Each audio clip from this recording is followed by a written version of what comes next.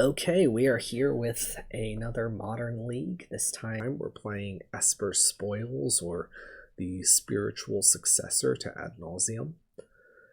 We're playing our version of it, which has a couple differences compared to some of the more commonly played lists. I did try some lists that were a little bit heavier on cantrips. I don't particularly like Ad Nauseam the card at the moment. So I'm trying to do a couple of things. One is I'm trying to leverage Beseech the Mirror with one-ofs here, Unlife, Inverter, and Jace, that are decent Beseech targets because they are combo pieces that stick around. So I can Beseech for one of these the turn in advance, leave it in play, and then combo. So this is extra redundancy in the comboing. I'm also playing Urza's Saga. This pairs nicely with Beseech. It is more Beseechable fodder. It is also an alternate plan and a way to leverage mana against counterspell decks. So the goal here is that if they tap down, then you can use Saga in order to force them to answer it, and then that opens a window for you to combo. Or maybe you can actually just kill them with the Saga tokens. Saga also fetches out Nihil Spellbomb and Springleaf Drum, which both play interesting roles here. Nihil Spellbomb works nicely with Inverter in order to clear our graveyard if the game has gone a little bit longer. It is also a cantrip in a pinch. Springleaf Drum works nicely with Thassa's Oracle because it does actually count as a ramp artifact, because we can use the Oracle with Drum to tap for mana and then play Grace and Spoils in response. So it is an accelerant that lets us turn 3 combo with Thassa's Oracle. Because we're playing these Urza Sagas, we have fewer colored lands, so we can't really be playing Pentad Prism, which requires Sunburst of 2, so we have to play Talismans.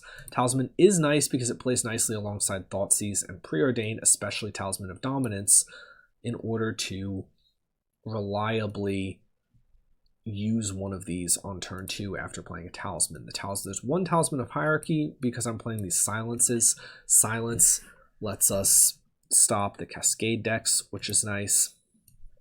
And then in the sideboard, we have a Damnation, which is a Beseech target. We've got Ley Lines for Scam.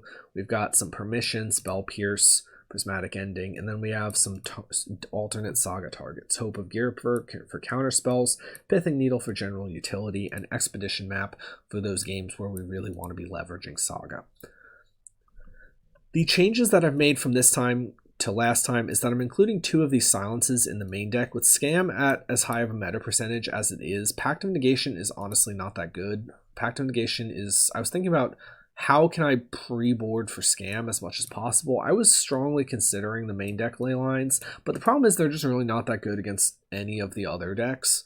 I mean, they're good against like Burn, I guess, but for the most part, I mean, also Coffers, but I didn't think that there was enough decks that it warranted main deck Leyline. However, Silence is better against Scam than Pact, so it's also good against blue decks as some extra permission, and it's also good against some decks like Tron or stuff like that, where it's a sorcery speed deck and Silence just acts as a time walk. Coffers is another one in that category, so it's a little bit better against than Pact against those. So this is a slight hedge and a bit of a meta call at the moment, but I think it's a potentially interesting one. I think we also, I don't remember if we played 3 Thoughtseize or only 2 last time, but if we only had 2, we found space for the 3rd Thoughtseize. I moved the Hope of Gyrupa to the sideboard. There's not that many counterspell decks right now. I mean, yeah, there's Murktide, but besides that, there's not that much. So I'm okay with being still good, but a little less targeted at counter magic, and wanting to try to target things that have like permanent based hate or discard or stuff like that a little bit more, or like big mana, Tron, Titan, whatever. So that's some of the thought process, and we're going to take it into a league and we're going to see how we do. So without any further ado, get into match number one. Actually, before we get into match number 1, definitely feel free to put any sort of comments, and I'm not good at fishing for comments. I'm fishing for comments. Here's the part where I'm fishing for comments. Yeah, go ahead, throw a comment in if you have anything you want to see. But there's also something I wanted to announce or advertise a little bit. I'm willing to do analysis on anything that is a submitted video totally for free. So if you have a video of your gameplay with some sort of modern combo deck and you want opinions, analysis, anything like that on it, I would be happy to take that analysis, put it up or you know, and then comment on it, and then put it up as a video. So you can think of it as like some sort of free feedback on your, probably ad nauseam, but any sort of gameplay. So that's a standing offer. Just shoot me a message if you are interested. Other than that, let's get into round number 1. And we're here with match number 1. Our opening hand looks pretty decent. We have a cantrip, we have a spoils, we have another cantrip, we have some protection in the form of Pact and Silence here. We do need to find other combo pieces, and we also need to find some more lands. But with the double Preordain, I'm okay with keeping this, especially on the draw where we're going to get another card draw as well. We can potentially play a bit of an interactive game, which is good with the Silence. Let's say our opponent is on like Rhinos or something like that. And they are. Alright, so maybe we'll get some good use out of the Silence defensively. Then we have maybe the Pact to force through our combo when the time comes. So we're going to lead on a Preordain.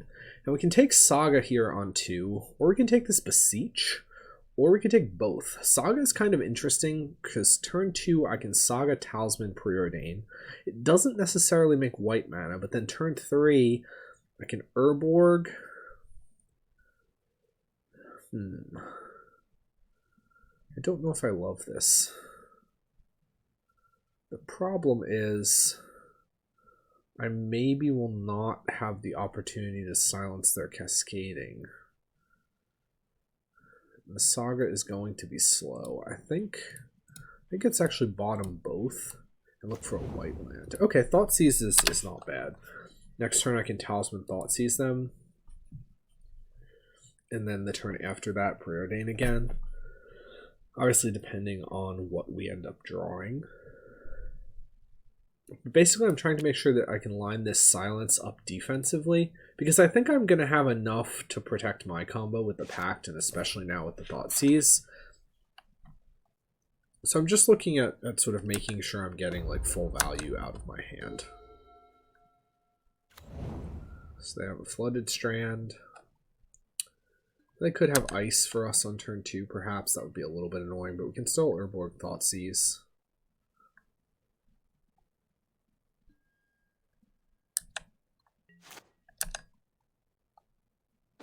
Okay, no Ice. So we're going to go Seachrome, and then we're going to go for Talisman. Or maybe they counter this or something like that, but I think that's not the most likely. I do want to just get this in play, and I'm banking on the fact that Thoughtseize will hopefully mean that we get a turn here. As far as like lining up the Silence.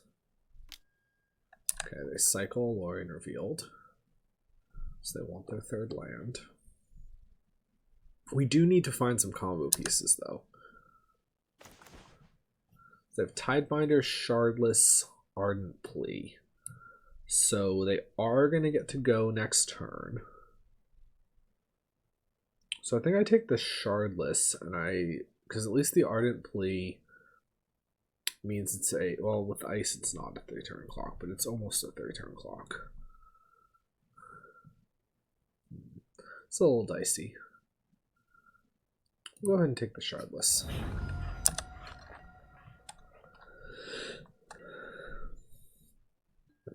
I think we're in a little bit of a rough situation here. We definitely could have used that Beseech now, but we obviously didn't know we were going to draw the Seachrome.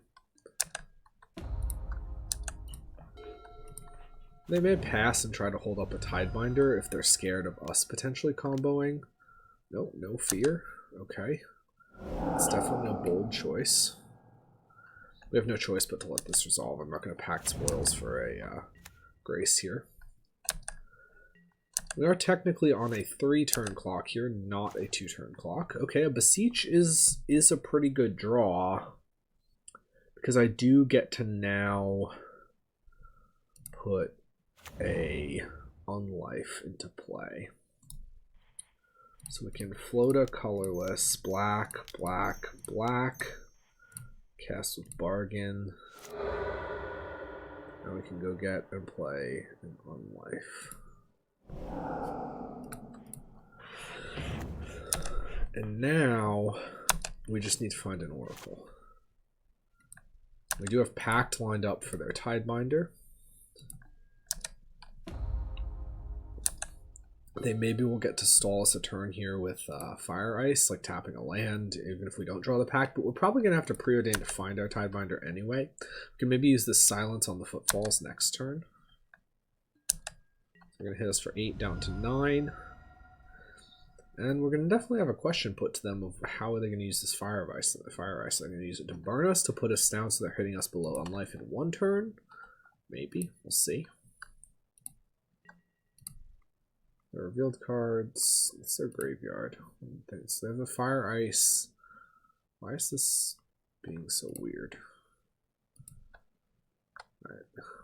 Oh, that's just what they're revealed off of the flip.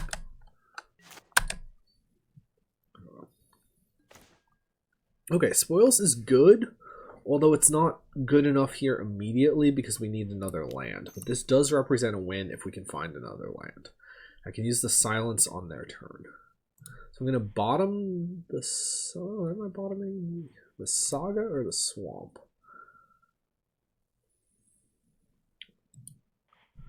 I'll actually bottom the Swamp, top the Saga. If they have enchantment removal, we're going to be in trouble with this Unlife anyway. So I'm not going to necessarily be so worried about them. Or if they have Blood Moon, we're in trouble anyway. And they're not going to have Blood Moon when they're the at least 4 or 5 color Rhinos. If they have removal that kills an enchantment, Unlife is what they need to be killing. I am going to go ahead and Silence on their upkeep. Actually... Yeah, I will Silence on their upkeep.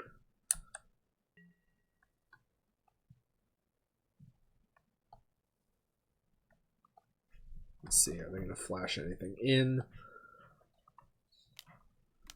Okay, they're going to fire us down to 7. That's fine. These Rhinos really don't matter. But I'm not going to get another opportunity to leverage this Silence necessarily. And they do have 5 cards in hand. So what do I know that they have? I should actually check this. They have the Hollow Fountain they played. They use the Fire Ice. They have a Tidebinder. And then 4 unknowns.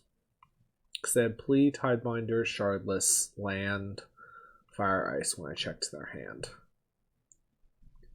So... if I draw a land, I can potentially use this Silence to help protect. On the other hand, do they have anything sorcery speed that I care about? I don't think so. I think the odds that I draw a land are actually high enough here that I don't mind holding this Silence. I actually should have topped both of the lands. No, actually that wouldn't have been good because it's only both of them are non-blue or white lands. We're just going for it on our turn, so these extra 2 Rhinos in play don't really matter.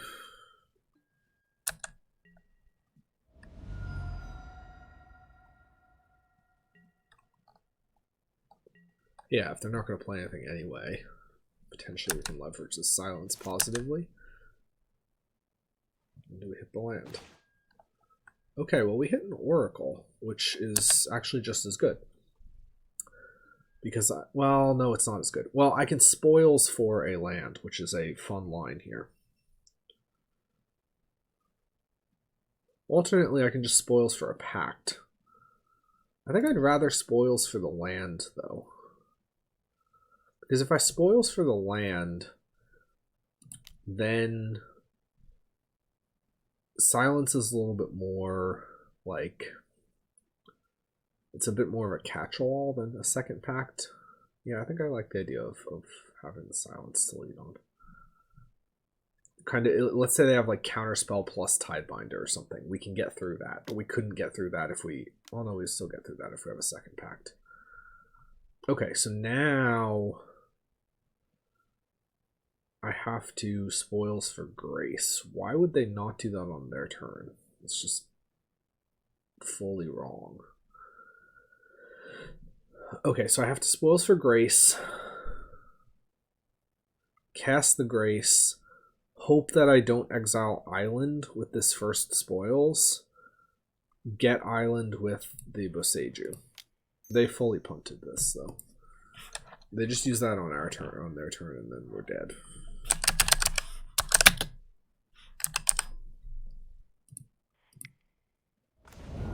Did we lose Island?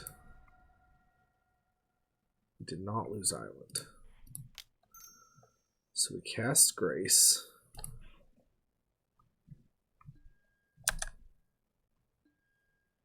Yes, we would like to go get Island. Now I can Spoils away the rest of our library.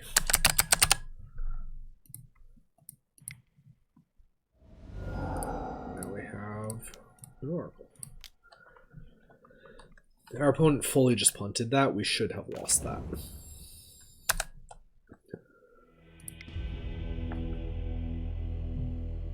But we get game number 1 against Rhinos, so that's good. Bring in Pact, we'll bring in Pierce. Truth can kill some Rhinos, so we'll bring that in as well. Hope can help fight through counter magic a little bit. The rest of these cards, I mean, I like a lot of our cards. Preordained can potentially be a little bit slow, so we can trim some Preordains. The Echoing Truth can get a Blood Moon, so I do think that is kind of important. We can cut a Talisman, we can be maybe a little bit slower. Cut like a Beseech, it's kind of susceptible to counter magic. Maybe we cut like a Saga, one of our worst lands here. Saga's not so good against Rhinos because the pressure from Saga is not going to beat the Rhinos that they have. Yeah, we'll keep this. So we have a turn 2 Profane, we have other pieces of the combo, we have a Spell Pierce. The only awkward thing is going to be when do we get to use this Spell Pierce, because we're not really going to get to use it on... I mean, if we don't get to use it on turn 1, we're not going to get to use it for a little while. So I'll lead on Swamp here, and then turn 2 it's Profane, turn 3 it's Unlife, and then turn 4 it's Go for the Win.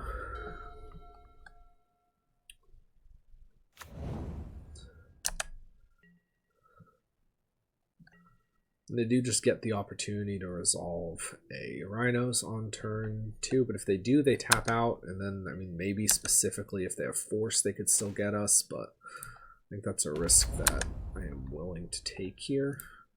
We are actually in a slightly weird spot with the Saga as well, because the Saga is going to make colorless mana, which is a problem because I'm not going to be able to spend turn 3 making a construct, because I need to be playing this on life on 3.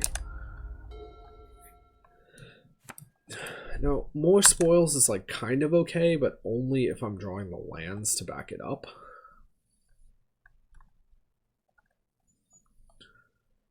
Let's see what we end up drawing. I do really need another land here, though. Okay. 2 mana? 2 mana is okay. Oh, is it Shardless? Was it Shardless? Yeah, it's Shardless. Okay. So it's a Shardless, that's fine. They get some Rhinos. We're going to get to play on life here. Assuming they don't have Force of Negation. They definitely could have Force of Negation. But Profane is good for us. Draw Grace, which is... It's kind of interesting. Because it raises the question of, do we even play the Unlife now? Because... the Saga, no, I think we're going to have to play the Unlife still. Unless I want to Spoils for a Talisman, but that's just going to get me killed. That's very risky. I can't do that. Alright, I think it is try to play Unlife here. I was thinking about a world where we make a construct, and then if that construct lives, then we can get Springleaf Drum and try to fix our mana a little bit with that. But I think it just has to be hope we top deck a mana.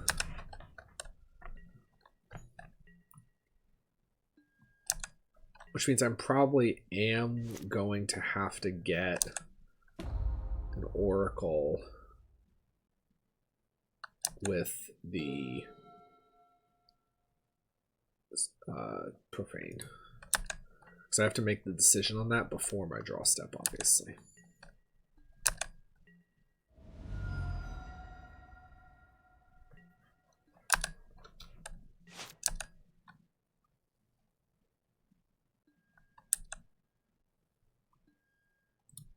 So we'll see. Do they counter this?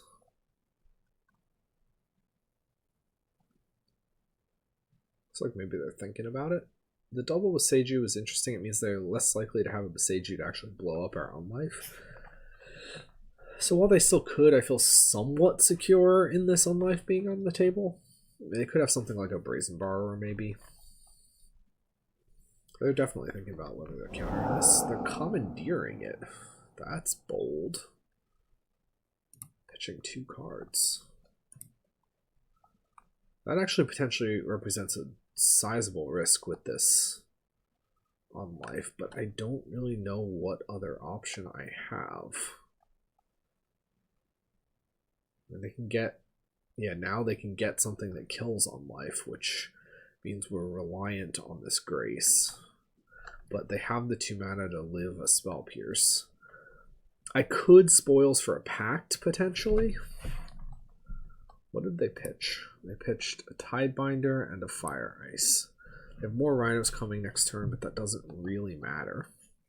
If I Spoils for a Pact, and then I Pact, and then I get Oracle, I'm basically committing to winning on my next turn, which I think I'm okay with.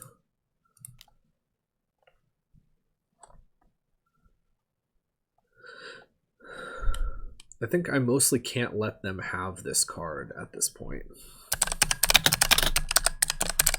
So Pact of Negation. Right, what did we lose? We lost 1 Oracle, but that's okay.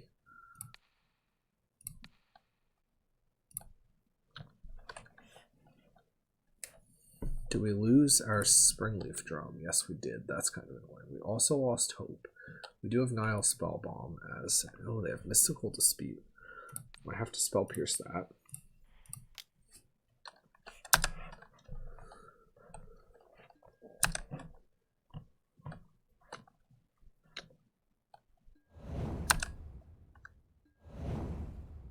I am unfortunately going to die to this attack, though. Yeah, so we did... We needed the pack to be in the top 9 cards. Unless I could get Truth and then I could top deck a bounce spell. That might be the out. Yeah, I think that's the only out. Yeah, I think it has to be Truth and then, or not top deck a bounce spell, top deck a blue mana. No. Alright. So we will scoop that.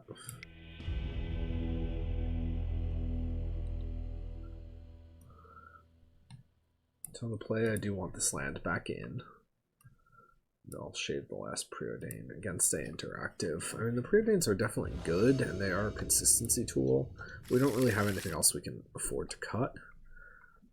Our hand here is okay. I'm okay with keeping this. We have Echoing Truth to buy some time. We have Inverter. We can like Profane for an Oracle. Notably, Inverter is resistant to Force of Negation, so that's pretty powerful. We are open to Tidebinder, which I don't love, but it's just the reality of the situation. We'll play this on the Murkwater side in order to play these Profanes without using both of my gemstones necessarily, or play if I draw another non-gemstone land, then I can play these Profanes without using any gemstone mana. Are they suspending another Rhinos on turn 1? Sure looks like it. Oh no, they're just shocking. I guess they figure it doesn't matter. Maybe they're holding up a mystical dispute. But your deck doesn't really play 1-cost things. Ooh.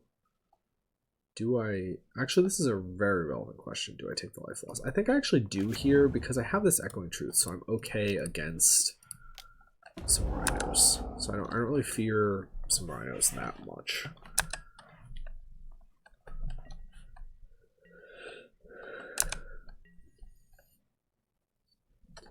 And I'm a little more oh, they were holding up Lorien. Okay. I'm a little more concerned about like a gemstone running out of counters or something like that. So turn 3 we can profane.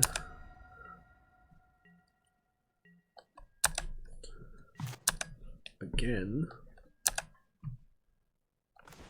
Depending on what we draw. Yeah, island's okay.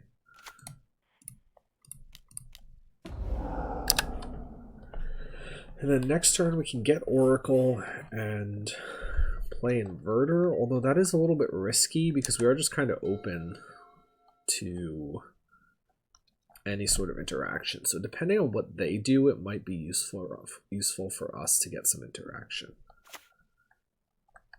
They have planes. Are they going to go for it? No fear.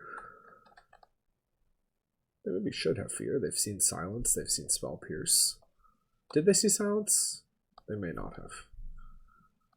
They know they have Pacts, but that's irrelevant for the mana.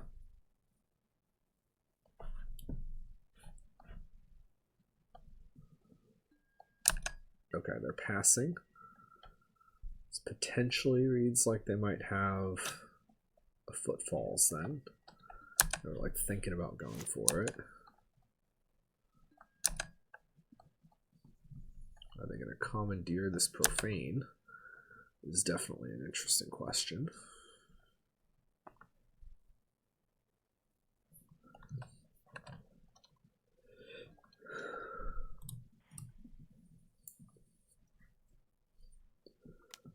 Looks like they are. Or maybe Force Negation, Mystical Dispute, some sort of counter. Yeah, nothing's suspended yet though.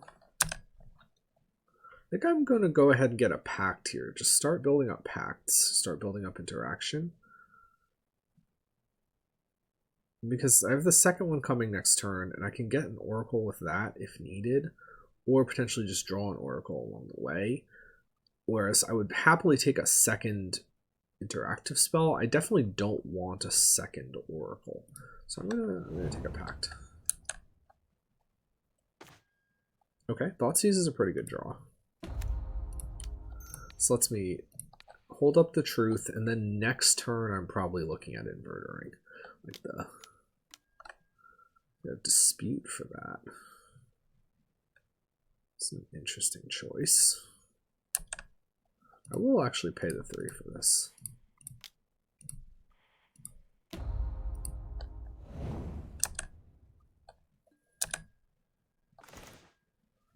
So they have Endurance, Force of Vigor, Footfalls, Dispute, Shardless.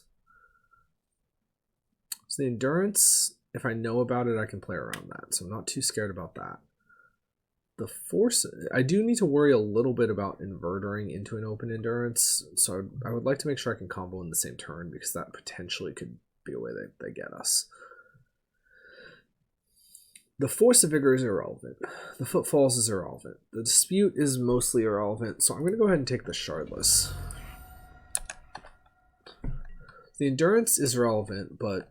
And then the Beseech is not really relevant here either.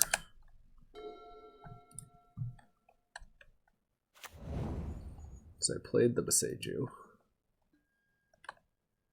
Steam Vents is what they got earlier. So they have Force, Dispute, Endurance, Footfalls, and then one Unknown. Interesting that they're not suspending the Footfalls. They do need to put a clock on me here. I mean, otherwise, what are they even doing?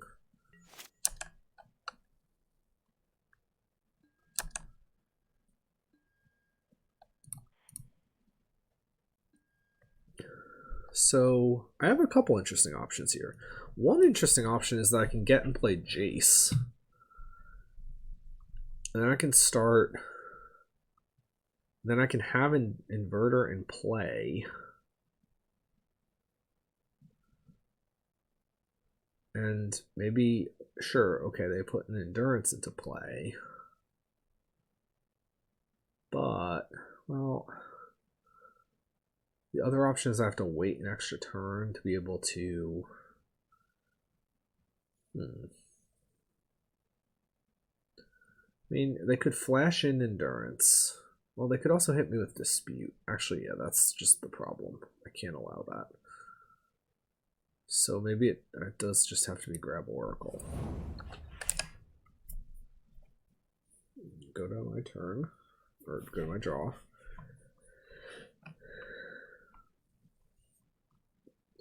What are they playing here? Endurance? Oh, ice. Yeah, it's okay. I wasn't going to go for it this turn anyway, because I need to get to the 6th mana.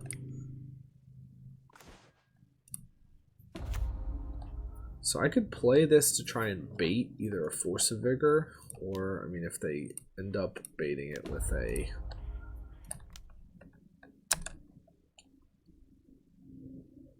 what's it called? With a Beseech, I would actually happily take the ramp. But it does also give us just chances to directly win with Spoils Pact.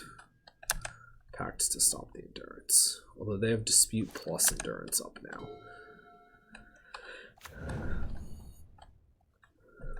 So they have 5 lands. So they have Force. They still have these same 4 cards and then 1 unknown.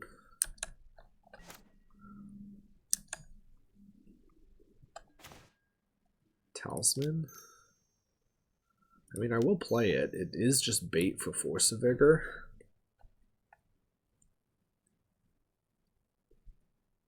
But I think I'm okay with that. I may consider saving it with Truth. I don't know, I probably won't. If they Vigor.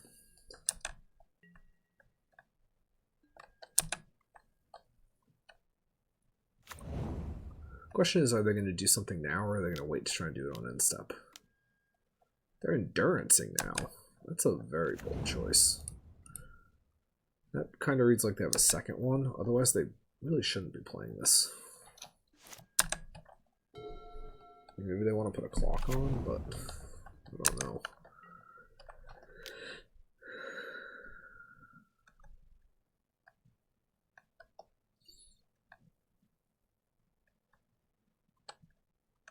Okay, so they do get to hit us with endurance.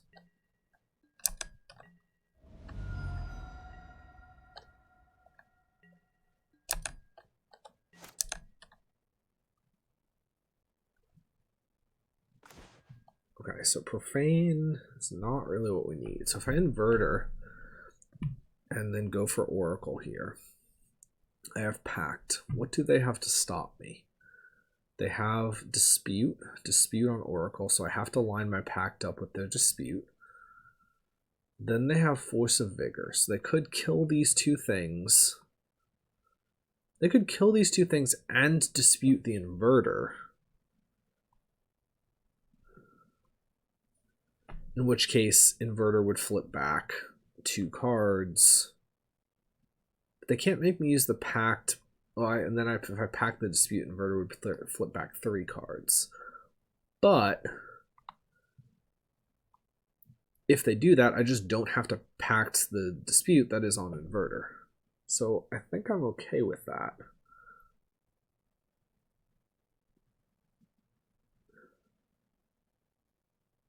Yeah, I think I'm just okay with that. So I can beat what is in their hand currently, probably. I mean, they could take what would be from their perspective a weird line and stop me. They do have 1 unknown, and they did play this Endurance, which I am reading as a second Endurance. However, I have no cards in my graveyard. So, and then at the end of this, I only should have... I mean, I guess if they have Force... If it is another Endurance, they do get me, because they could blow these 2 up to put 2 cards in my graveyard. Then I would have 3 cards with the Pact. So if they dispute the Oracle, I Pact, and then the Endurance again. I think this is worth a shot, though.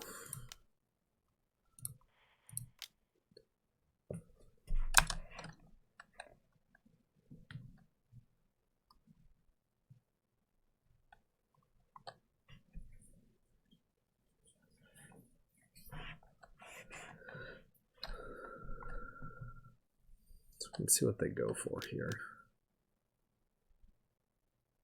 2 mana. 2 mana is interesting. No, 3. Dispute. So now I have to choose. Do I pact this?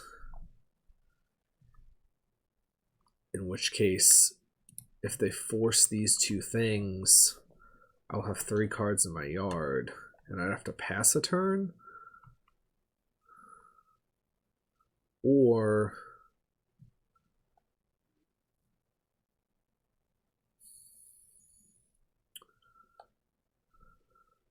I have to pass a turn, pay a pact, and then pass another turn. I have to pass 2 turns. If they force these.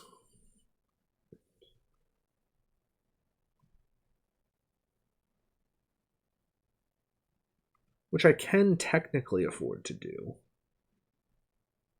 I'll be taking 6 as attacks. I have to hope they don't draw anything. I do potentially get to redraw this pact, though. Yeah, I think I'm willing to try that.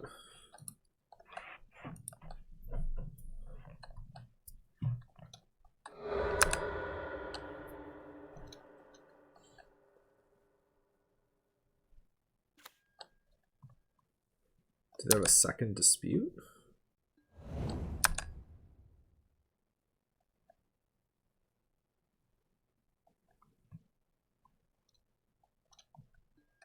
Okay, so they are going for this line. This is a little bit weird from their perspective. Well, okay, no, that's not weird from their perspective. They know I have an oracle in my hand, but... So I flip these 3 back.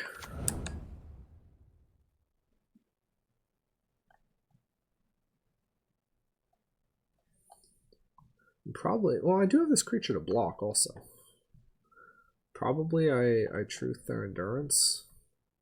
Did they pitch footfalls? They did. Okay, so they have 1 unknown in hand. I should use this truth here because I'm going to... Well, the other options I use the Profane Tutor here, and then I guaranteed have Pact, but I'm still 2/3 to have Pact using the truth here, so I think I like using the truth here. Just make sure I stay alive, really. And I have to pay the Pact next turn.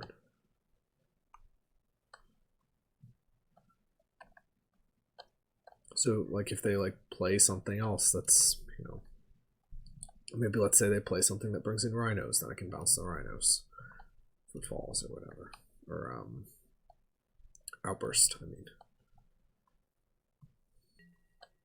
Because that is something that would actually clock me fast enough that I need to do something about it.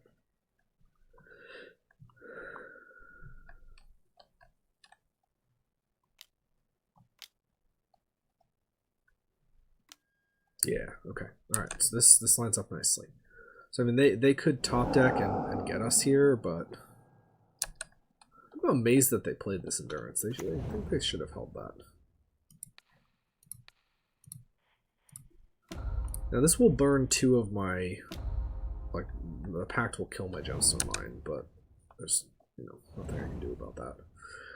And I still have 2 blue mana, so I'm okay there.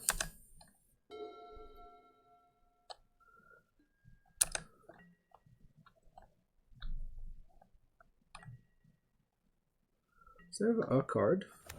They drew a land. Okay. They should have held that. There's no way they should have showed me that. That was definitely a mistake on their part. Because now I just need to fade 1, draw a step, and then I win.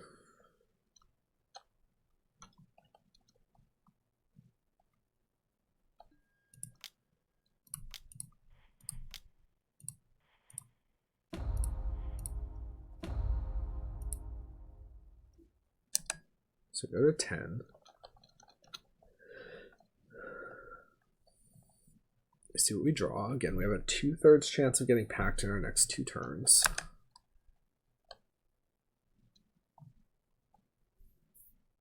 So that we can defend actually playing this Oracle in case they draw, you know, like a Tidebinder or something. Another dispute, maybe. Our other cards are Unlife and the Talisman. Okay, we do draw the Pact. So now we have an interesting question here. Do I attack with this inverter? So if I attack with this inverter, I put them to 8. Then they attack me to 7. Then next turn, I would draw a card, go down to 1 card in library, and then I could attack them to 2. And then they would put me down to 4. And then I would theoretically be able to kill them. They are not going to be playing anything with haste. So I think I should actually attack here. Because there's a possibility that they have a way to stop my Oracle, in which case I need to be attacking. Let's say they draw like Blood Moon or something.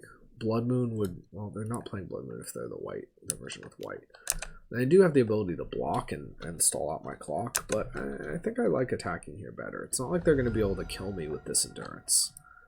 And again, their stuff does not have haste. They do not play something that burns for 7 points.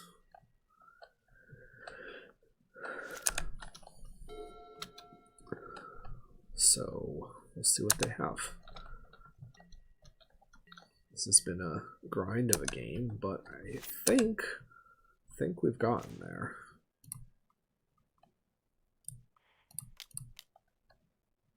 So play the Oracle. What do you got? We have Pact for it. Whatever it is. Alright, so we did it. We got there. Game 1 against... Not game 1. Match 1 against Rhinos. And we'll be back in a second with match number 2. So here we are with match number 2. We have a kind of interesting situation here. We have Saga. We have a Thoughtseize, but we don't really have any other combo pieces. Our opponent is playing Gigantha. So this could be Storm. This could be like Tron. Oh no, Tron doesn't play Gigantha anymore. Right. Storm. I think this hand is slow. And so I think, well, I'll just double check what plays Gigantha right now. And just Jun, I think Jun Saga can play it, right?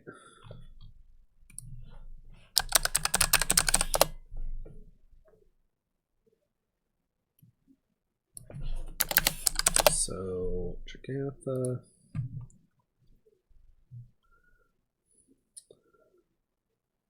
Oh, the Domain Zoo deck. Yeah, Jun Saga.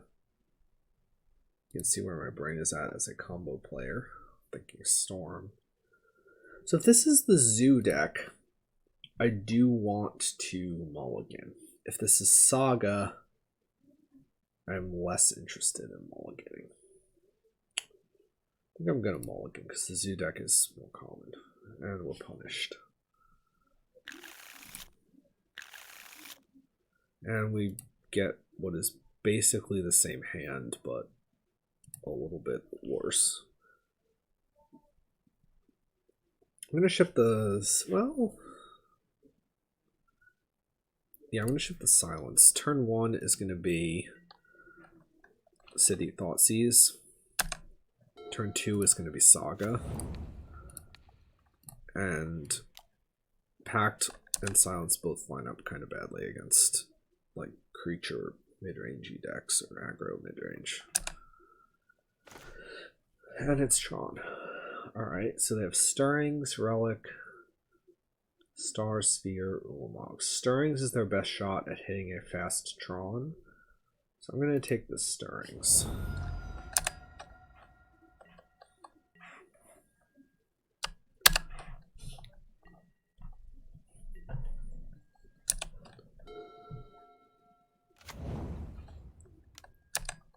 Alright. Tower Sphere. Yeah. We have not a whole lot going on, and it is very unlikely that we win with Saga's constructs against Tron. So Profane Tutor is a good draw. That will help us. But we need more help. We need basically runner combo pieces.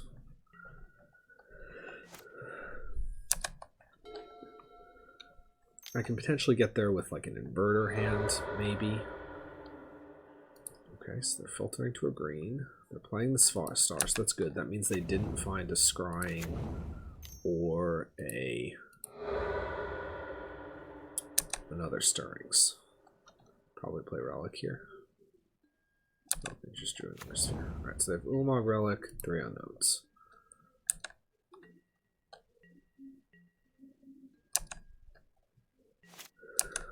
Profane is ticking down. Our Saga ticks up.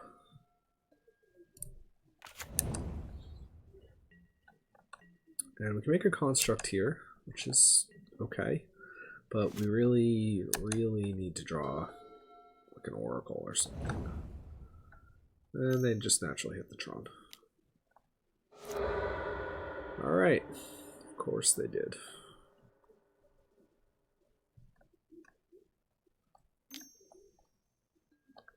So Relic isn't really something that we care about very much. I mean, it can potentially mess us up with Inverter.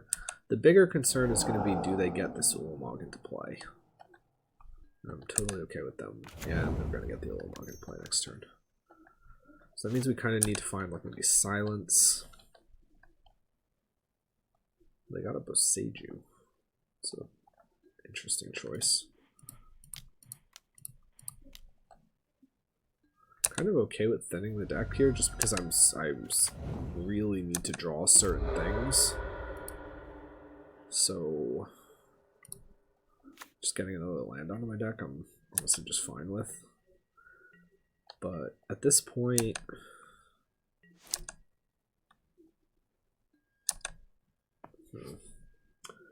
yeah, I mean, I can tutor up a Silence, but all that does is buy me a turn to spin my wheels. I can take an Inverter. If I take an Inverter, I have to pray that I top deck an Oracle. And then I could theoretically win, because even if they blow up 2 lands, it's okay. Other options, I could take an Oracle and hope I top deck an Inverter. That's just worse. I could take a Beseech and not do a whole lot with that. And I could Beseech sacking the construct, but then what am I going to get? I'm going to get an Inverter. So that doesn't really help. So I think it is get Inverter, pray I top deck Oracle.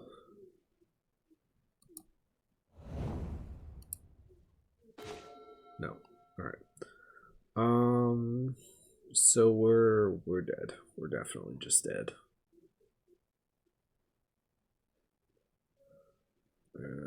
There's not equity in bluffing by showing them the Inverter, because at the moment they probably don't think I have Inverter.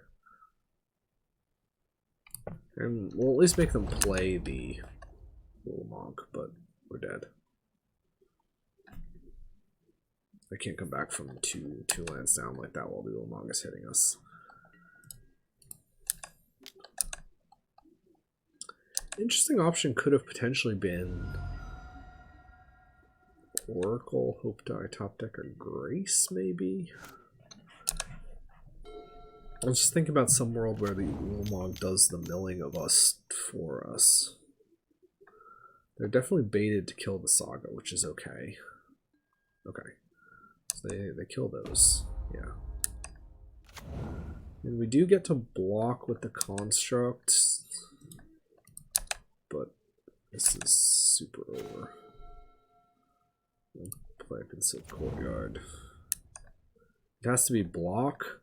Next turn it has to be top deck Oracle. And we need them to have nothing else. And then we can block again. Do I even want to show? Oh, I'll show them 20 cards. It's enough of a chance that I don't necessarily mind trying.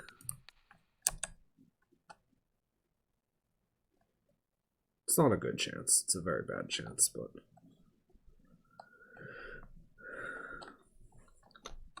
we lost 2 oracles, so we have 2 and 29.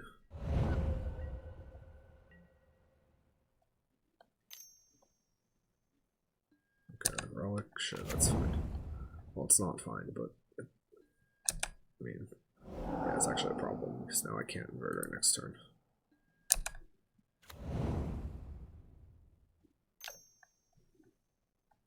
I potentially take a hit and then play inverter.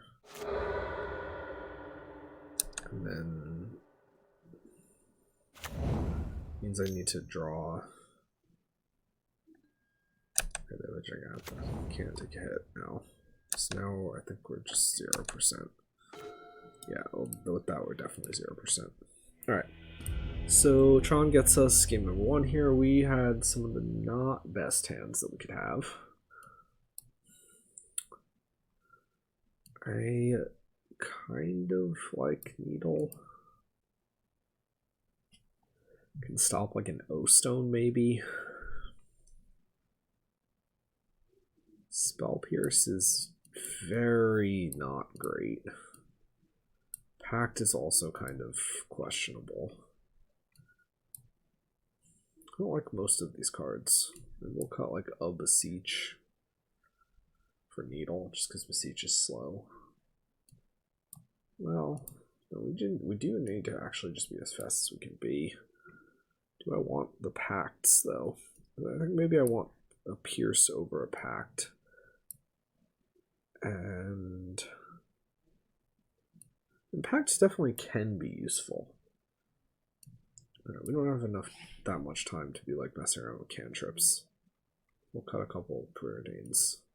We are on the play, but maybe the Pierces can hit like a Stirrings or a Scrying.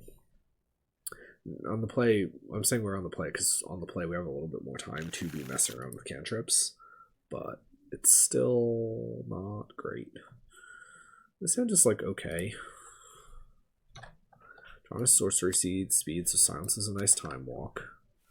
Turn 1 we can Preordain. And we need to be looking for... Well, turn 2 we're suspending Profane. Land and a combo piece are kind of what we need. I mean, that is land and a combo piece, but Jace is not the combo piece we need because he's too slow. I will also not take this land. I'm going to prioritize finding a combo piece. Okay, that kind of works. It's a bit of a problem because I can't really afford to take turn 3 off to play on life when I'm probably going to need to be silencing them on upkeep. Oh, I could Needle Map, and I actually probably will Needle Map.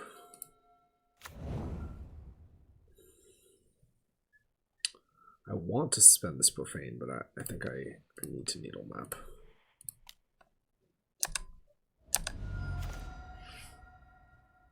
They have Star Stirrings. They have Power Plant. They have this Warping Whale. Counter target sorcery spell. I don't even play any sorceries. I mean, it counters Profane, I guess, but sure. Alright, so we get rid of these Stirrings. Needle Map.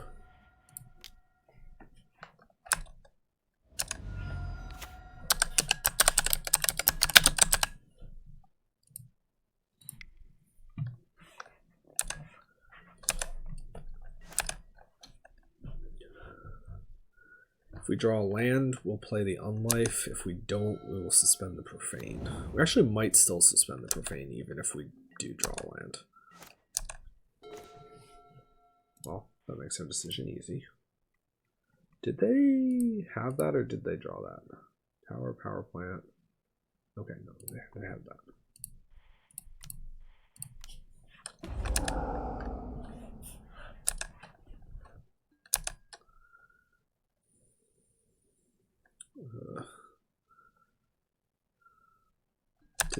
They didn't play their Star and Sphere? Oh, because they're holding up Warping Wheel.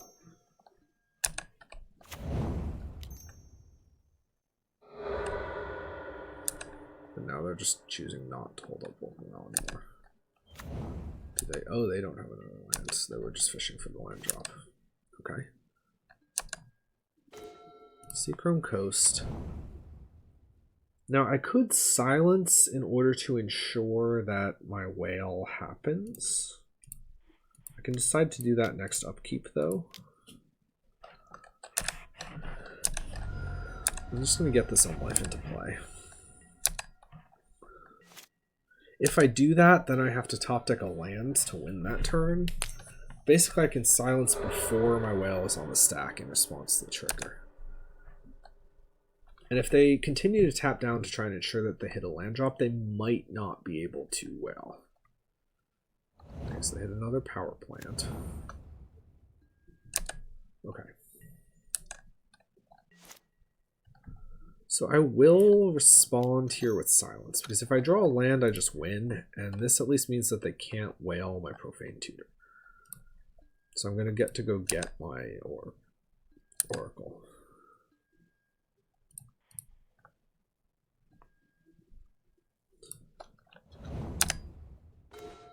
And we draw a tap land. Lovely. Alright, we have to fade one more turn.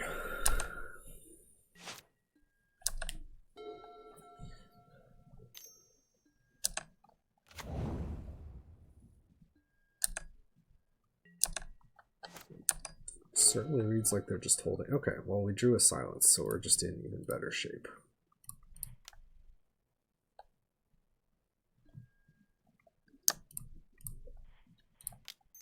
Maybe they could get us with a Beseech here, but this is a risk I think I'm willing to take.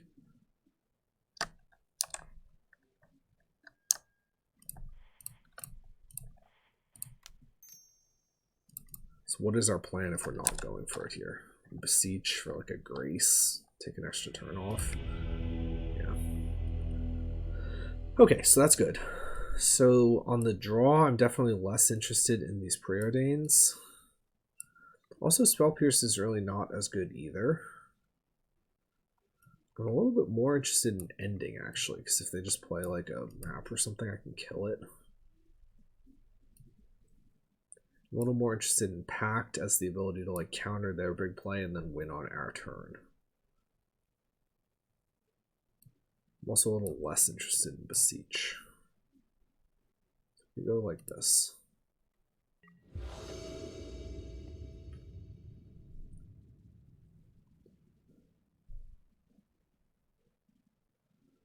And this is not good. This hand doesn't really do anything, even though it has some cards that I can play. It doesn't have like a cohesive plan for winning. Like, okay, yeah, I can play a Needle on Map or something on turn 1. Turn 2, I play like a Saga. I have a Spellbomb, but Spellbomb doesn't even do anything against them, really. It's just in here for us. I have no mana for this silence, and I would need to draw runner lands. The Saga is not going to be how I win, and this is already a mull to 6, double Oracle. Yeah, we're mulling that. This hand is also bad. I have a combo piece, but I have it essentially as Force of Will. I have a little bit of ramp, but I need to draw runner combo pieces. I think we can do better. This is not good, but it's maybe better. I can like suspend or profane on 2, and I at least have 2 out of 3 combo pieces and some lands. Our opponent mulls to 6. They lead on Forest Stirrings, so they won't have Tron until turn 4, which is good.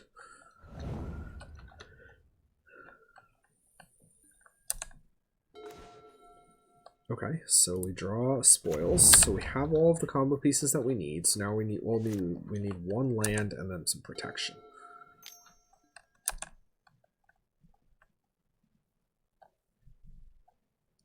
Another Stirrings.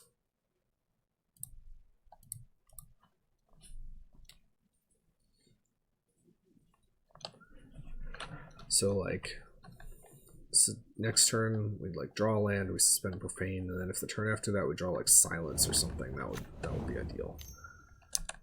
If we draw needle here, we will needle the map again though. Delay the profane by turn. Okay, so profane a little less important here. We still will play it because it can get a land.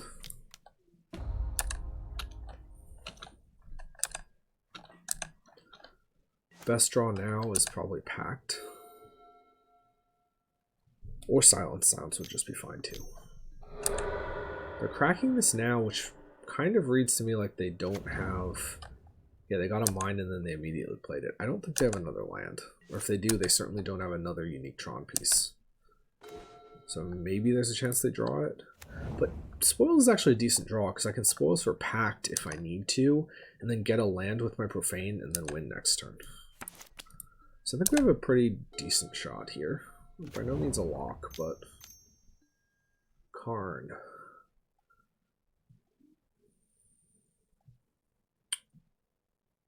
Karn himself is okay. Concern is going to be, what did they go get? If they go get like liquid metal coating.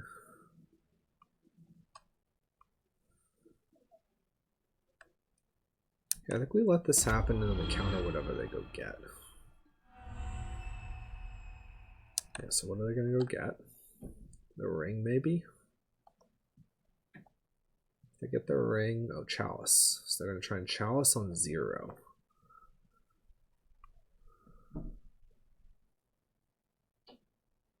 That's kind of interesting. And I could Spoils for Pact now. I could also just Spoils for a land and ignore that.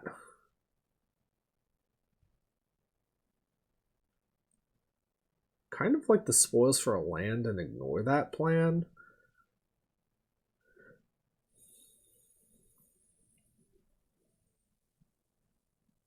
Yeah, because if they play something else I need to worry about, I can potentially Spoils for an answer to that. And then, yeah. Yeah. Spoils for an answer to that.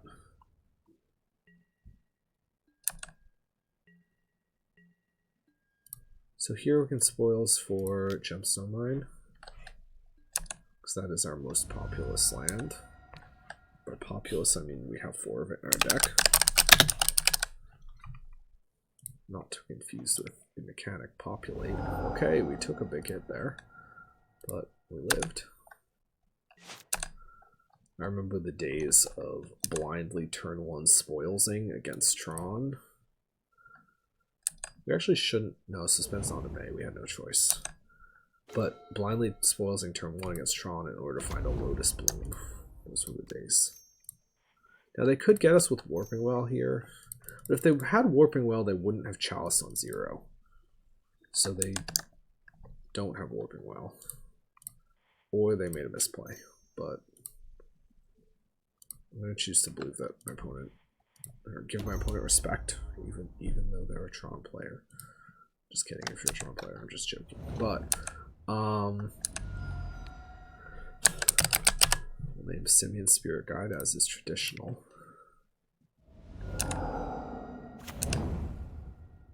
And we win. Wait, no, so Warping Well wouldn't have even done anything. We needed like Endurance. Tron doesn't really play Endurance though. Alright, so we are 2-0 so far with a win over Tron in round number 2. So we will be back in a second with round number 3. Our hand here is decent. It kind of is a Mola 6 because we have double Oracle. But we do have, you know, turn 1 Preordain. We have a Mana Accelerant. And we're looking to be in a spot to, well, I was just thinking for a second here. If I turn 1 Saga, turn 3 I get a Drum, and then I have Shord, Talisman, Drum. If I turn 1 Saga, I can't turn 1 Preordain. So it would be turn 1 Saga, turn 2 Darkslick, Talisman, look for a Grace. I can potentially turn 3 off of this if I lead on Saga, and then Preordain finds Grace even with no more mana. It's a little bit risky of a keep, or a little bit risky of a line. I think the chances that I want to use the Saga more interactively are high enough that I'm not going to try the most all-in version of how I could play this hand. Which means I'm going to lead on the Darkslick Shores and I'm going to Preordain. Second Spoils is good. City is also okay. So I'm going to top both of these. I'm going to take the Spoils into hand in case they have like a Goblin Guide or something like that, and then that shows me the city. If they have a discard spell, it's not like they're playing Cabal Therapy, because this is Modern and not Legacy. So it's not like I'm going to lose both of these spoils. Okay, so it's Tron again. So that's good that my life total isn't going to be under pressure, so I can pretty safely use the spoils to find a Grace. I'm going to play this Talisman off of the city here, though. Well, so if I play the Talisman off of the city here, if I top deck a land, I can win next turn. But I have to spoils end step. Like, go all in there, regardless. If I play the Saga, I play the Talisman. I'm really not going to be able to win until turn 4.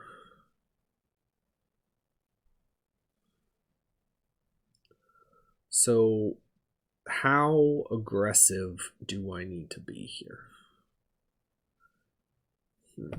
That's actually a very tough spot. If I miss on the land next turn, what is my play? It's like play Oracle and hope that that finds me the land.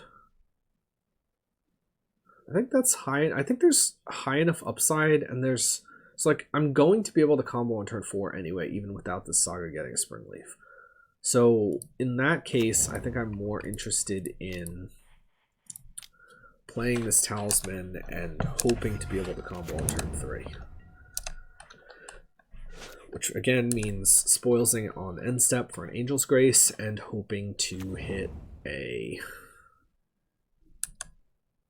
land that does not make only colorless mana.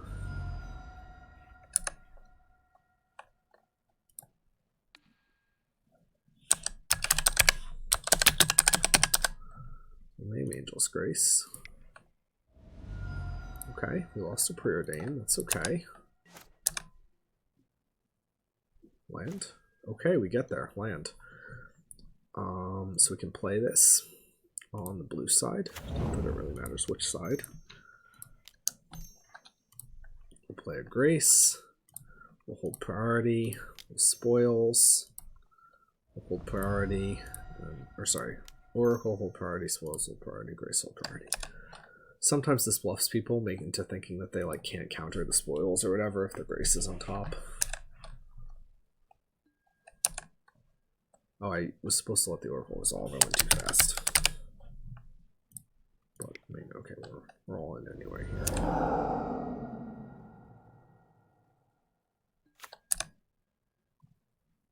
Alright, so we win. We had a nice turn 3, and it's Tron again. Alright, so on the draw against Tron, I would like to be able to kill their 1-drop things, like their maps or whatever. I would like my Pacts in order to stop a turn 3 play so that I can untap and win on turn 4. Or sorry, top turn 3 play so I can untap and win on my turn 3. Pierce is not great, but I do not have time to be messing around with Preordain here. We can shave a Beseech. Maybe we don't need both Pierces. Needle is good. And we can shave...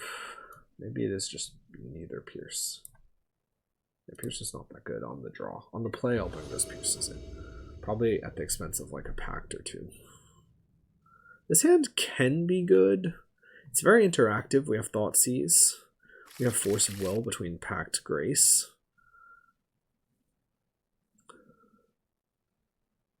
But we do need to draw some, at least one land. We don't really have any combo pieces. So like, how does this hand win? I like draw a land for turn. I have to draw like runner. I'm gonna mulligan this. This is really not a great hand either. This hand doesn't do anything. I mean, we can play a turn 3 Jace, but that is not going to be good enough against Tron, so I'm going to mulligan again. We will keep this. We just ditch the Beseech and ditch a Talisman. And hopefully we can get there with this. This is looking to potentially be a similar sort of hand to last time. Opponent molds 6, leads on tower map. Needle would be a good draw here, or ending.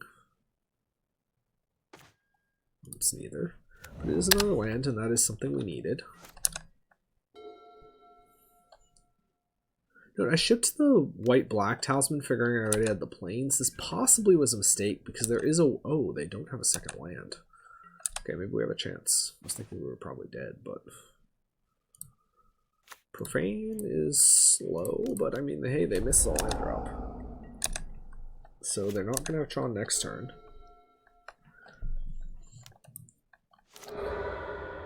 So Stirring Zing.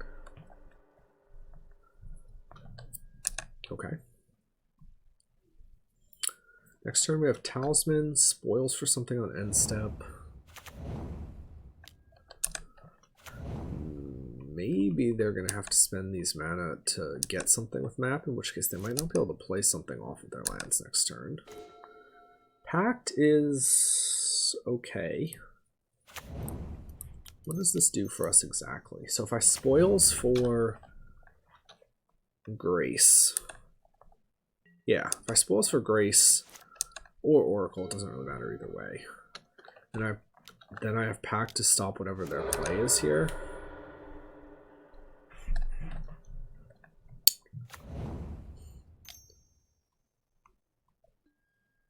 Stone Brain, but they can't use it this turn. So I think I'm just okay with that. So we do have to go for it here. I'm going to go off of the Talisman because that will cost me a life, but it's the City of Brass. Even though I could like stack it so that my spoils is on top of the damage from City, I still have to take the damage this turn, and I can't afford to Grace this turn. So either way, I have 19 life to work with for the spoils. It doesn't really matter which one I name here. I'll name Thassa's Oracle, but the statistics are exactly the same for both. Okay, this is the top card of our deck. Good stuff.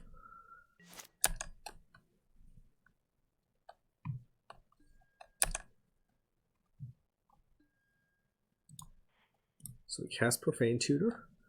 We go get Angel's Grace. Go to our draw step. Draw land, which is fine, I guess. Play an Oracle. Let it resolve. Even if they have something like Endurance, we do have Pact for that, so I think we just have this on lock. Oops. Excuse me. Oh, okay. I don't know what happened there. Alright, so that is a win in round number 3 over Tron. So that was 2 Trons in a row. Let's see what we're facing in round number 4. Will it be more Tron? And here is round number 4. So our hand is kind of close. We have 2 combo pieces plus a tutor. We have the wrong talisman for Preordain if we do the draw the land, and we're on the play, meaning that we have 1 draw step to hit a land to even get to play the game. Now, maybe we can figure, okay, yeah, turn 1 I have this Thoughtseize. If I turn 2 draw land, like if I turn 3 draw land, maybe I'm not set that far behind. So I'm figuring if I miss 1 land drop, is this hand still better than a 6? It's kind of a, like I'm on the draw, but our opponent gets an extra card. I do get to Thoughtseize them. But my odds of even getting to play the game... No, I think this has to be a mulligan. I actually think this is close, because I think this hand is strong enough that there's a chance that even if I miss a land drop, I can be in this game.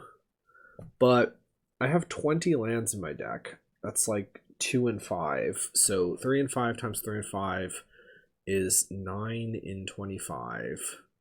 So that is my chances of missing on both land drops. So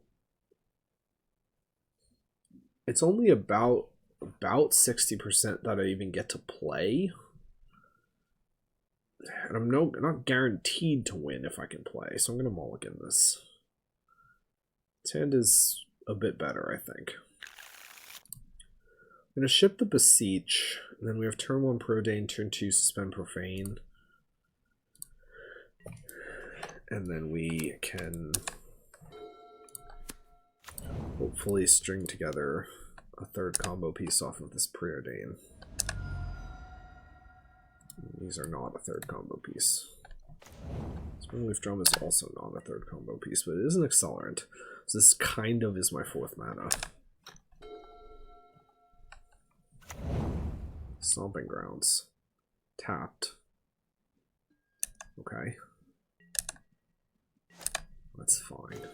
Grace is not what we needed. Although they are potentially like an aggro deck here with green-red, or maybe they're like Scape Shift or something like that. Oh, you know, Titan Shift. Tapped Stomping Grounds. Yeah, I mean, maybe there's a world where this Grace buys us a turn that we need.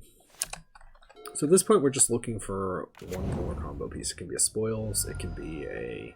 Okay, Breeding Pool. So now I'm thinking Rhinos. Oh, it's Beans. Okay.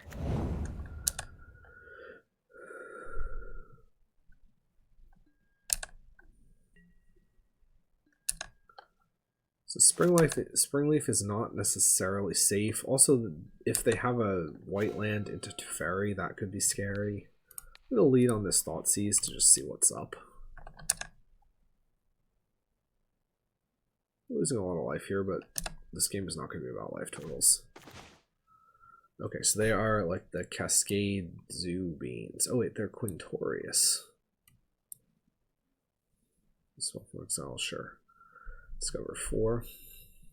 Shardlesses, another Beans, Territorial Kavu. I think I'm just going to get rid of the other Beans. The creatures don't matter to me that much.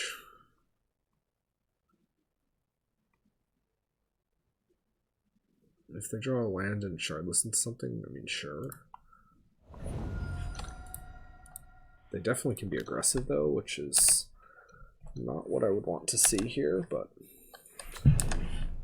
Bean sort of represents their easiest route towards another land, so maybe we can choke them a little bit on mana here. Because all of their other cards are 3-drops and up. So, okay, yeah, I mean, they play a Kavu, but... Yeah, they missed on lands, so good. So I have the interesting choice here of what do I go get. I think I go get a Spoils, because Spoils can represent Oracle, but Oracle cannot represent Spoils. Draw Silence. So I will upkeep Silence them.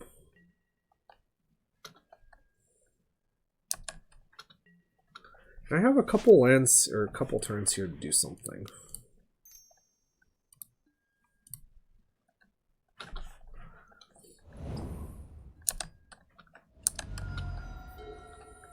Sure, they get to hit me for 3, but...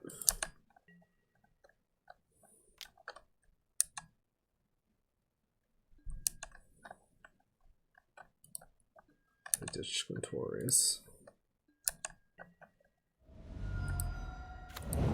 They get their land, but they can't play a Shardless or anything right now.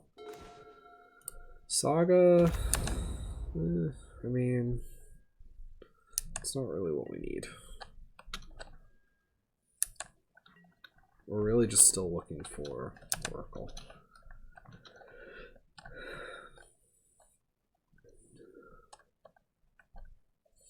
The nice thing is I may not have to burn a Grace this turn, which would be cool. So I can potentially get a couple turns out of it. I don't think I'm going to have to burn a Grace this turn. Am I going to Shardless? Probably Shardless. Yeah. Ooh, Beans. I would assume it's Beans. Oh, it's another Kavu. They had 2 Kavus, 2 Beans, so it was equal odds. Alright. Yeah, so I mean, this hits me for 4, but I go to 5. I have the triple city of brass draw, which is always a fun one, but I do get to use a city in order to make like a Saga token before anything else happens. That's nice. Another card that I did not need. So we basically have one draw step to draw either a Spoils or an Oracle, because now we have enough mana that Spoils is live also. I will make this Saga token before I cast Grace. Not that it really matters, because it'll do. Actually, no, I won't, because it doesn't. The damage doesn't matter.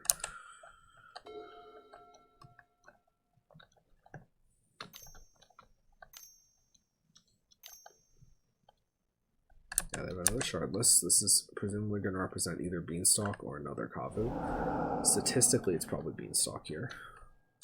Yeah.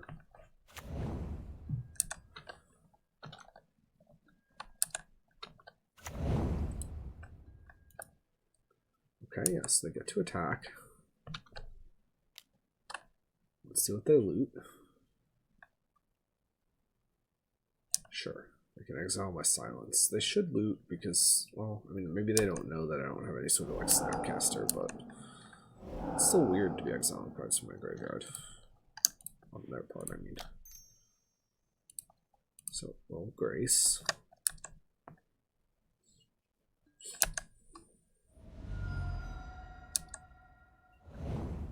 They can hit us to 1.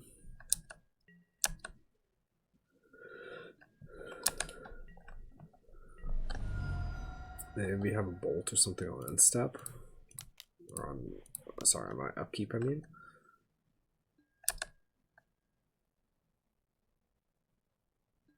We do search with the Saga, but that's not going to matter really here. And I potentially can use it to draw a card with the Nile if needed. Okay, we draw the Oracle. Oh, that's lovely. Just what we needed. What we don't need is another construct, because then I wouldn't have enough mana to really do anything. What are they Leyline Binding? Well, they get to draw their cards, so let's see what they draw. We'll let that resolve, and then we'll see what they target with it. Okay, so they target Springleaf Drum.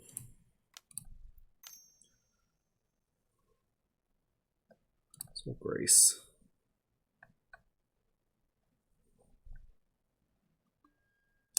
We'll let them have their Leyline Binding.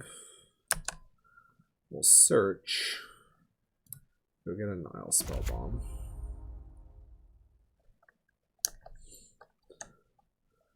Question is, should I... Maybe there's a chance that they have main deck Endurance. So...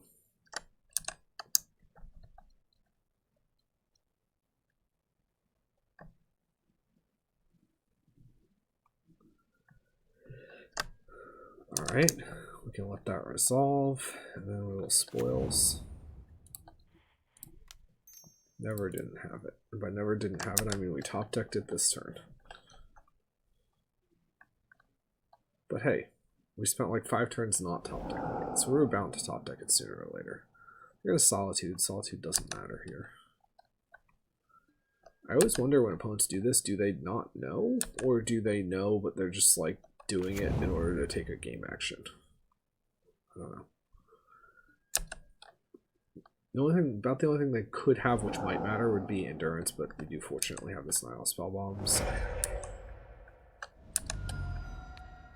Again, the traditional Simian Spirit Guide.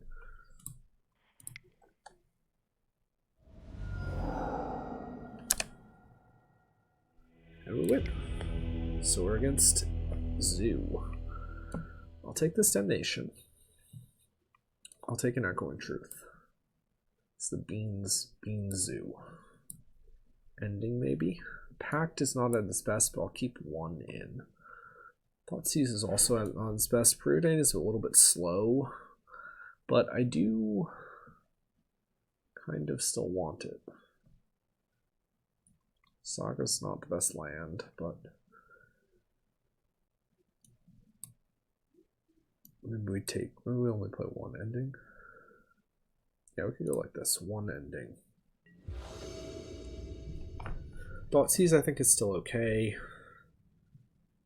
Yeah, this is maybe not the best, but maybe not the worst. I'll have an interesting decision of do I lead on the... Yeah, the problem is I don't get to use my interaction that well. I do think I have to keep this. And the Beseech is kind of dead too, with Unlife being like my good card against Zoo. They do start off a little bit slower.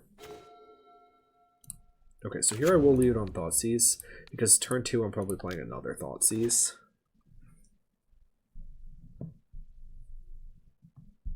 So I'll take a Beans.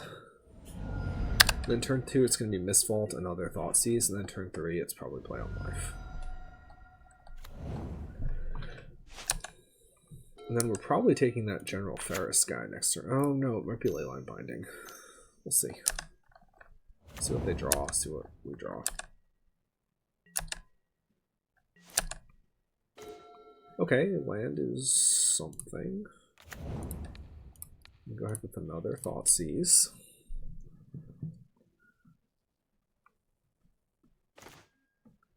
So we can take the Kavu, we could take the General, we could take the Leyline Binding.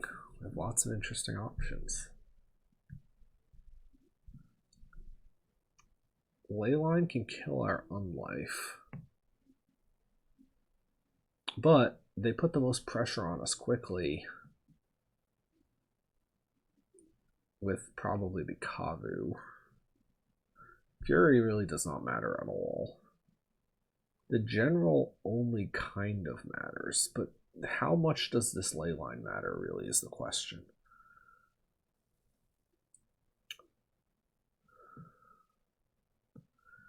Play General. If we play like a land, pass. I think I need to slow them down. I'm going to take the Kavu. I'm going to hope that they don't have multicolor spells for the General. And I'm going to figure that I'm probably trying to win on turn 4 with 4 mana with this Grace, and I'm not going to be too worried about preserving this on life.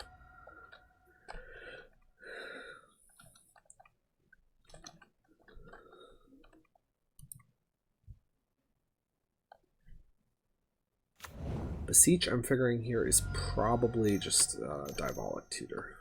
Okay, so they play General. Okay, we're hoping that they don't draw multicolor spells. So this is a... We played on Murkwater side, so we have our 3 blacks, so if we draw like Plains or a Saga, we can use Beseech. Not having a white land is definitely bad here.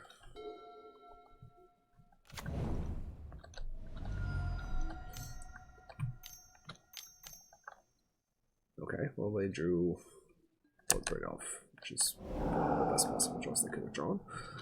Multicolor spell, haste, and yeah, okay. Lovely.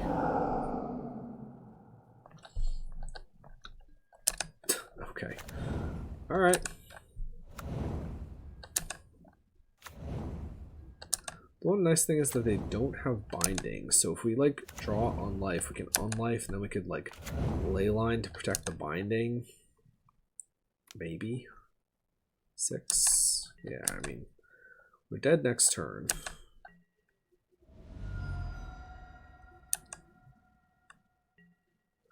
We could also draw a land and then Beseech for Damnation.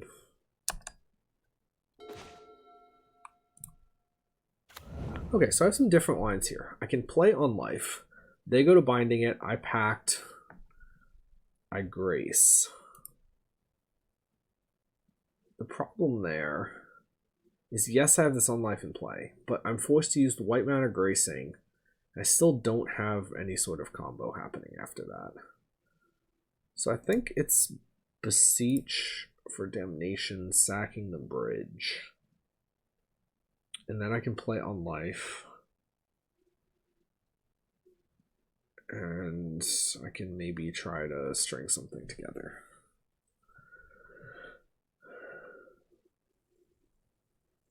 Yeah, I think it just has to be that.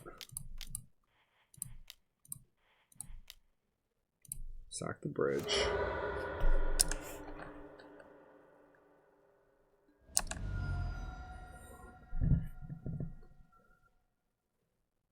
We'll go get Damnation.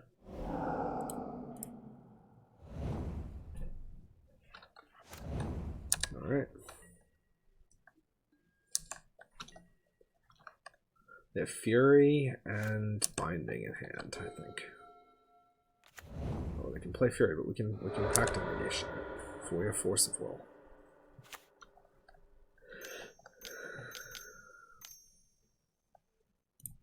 And they do draw a card from Beans, but we can't let them have a Fury in play. We need to rebuild.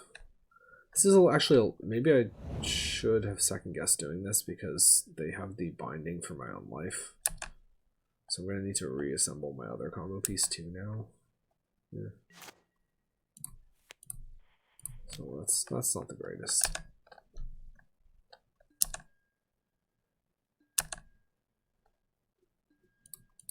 So what would we like? We would like combo pieces. That is not a combo piece.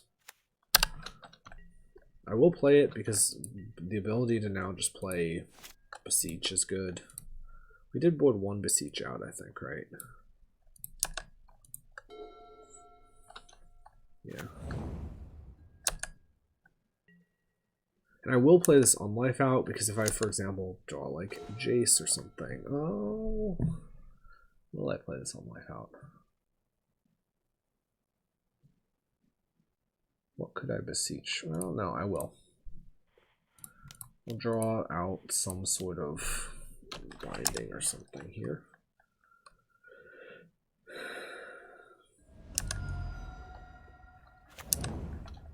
I mean, yeah, they get to draw a card with the Binding, but I don't really have any way around this.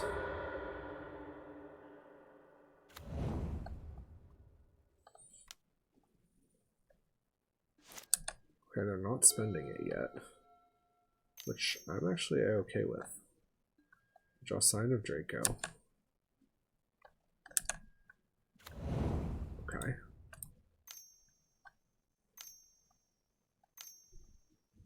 Shadowless Agents, they're holding up the... What they hit? A Kavu? I think it was a Kavu. So they're holding up the ley line. They're rebuilding the board. We are dead next turn, so that's lovely. They really should just use the Binding now. There's no need to get cute and try to wait.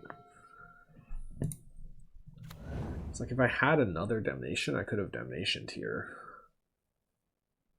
Although with Beanstalk in play, it's a losing proposition over time. So what outs do I even have? If I Beseech for like Pact, I can stop them from killing no life, but they're hitting me into the negatives this turn. If I Beseech for an Inverter, I can technically live. No, but I have the city. I'm just dead.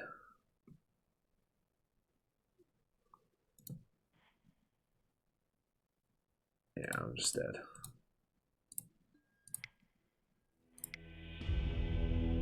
Alright, game 3. So, game 3. I'm a little more interested in maybe some of these pierces. No, I mean, I can hit a Beans, but it's not really worth it. We just want to be consistent. Silence is kind of not that necessary, maybe. So we can go like this instead. Thoughtseize is still good, I think. I mean, I understand it turns off the Cascade, but they're not really cascading for anything scary. Right? Like, they put a Beans into play, and this is like a Mold to 6, but we have double cantrips, 2 combo pieces, 2 lands. We will keep this. They really can't do that much to interact with this. So we're just, I mean, a Profane would be a good hit. Obviously, we need more mana. Obviously, our actual Spoils is a good hit. Yeah, I'll take one of these. Then turn 2 we can spend this Profane, and then we can just be looking for lands.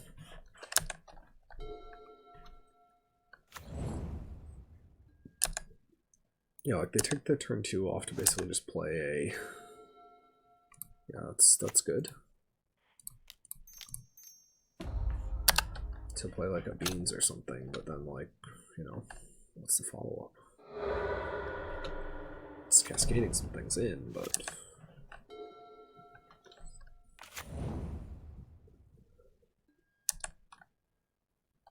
They could certainly have interaction. They could have something that would stop the Oracle, but this is a risk I think we're willing to take. Beans is not going to have that much interaction. A lot of their interaction doesn't matter. Like, I'm actually surprised Fury was still in their deck game 2. I mean, maybe they just need it for a critical mass of like 5 and up drops. Oh, we just draw the spoils. So we can preordain, and we can take a City of Brass. And that means we can get a pact with our Profane, or if our Profane gets turned off, that's fine too.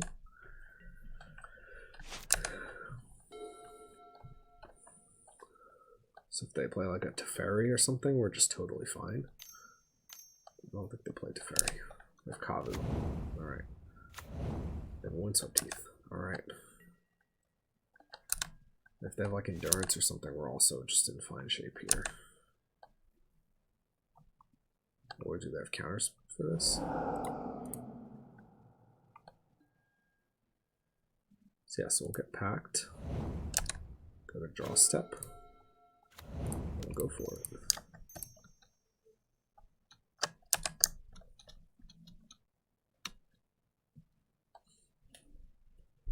We'll let it resolve before going for the Spoils Grace portion of the combo.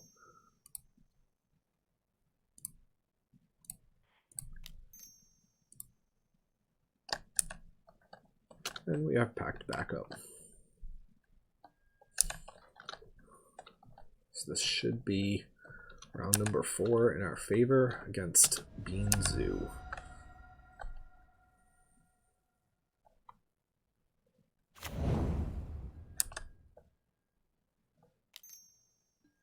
Leyline Binding. Again, that doesn't matter. We'll have 0 cards in our deck.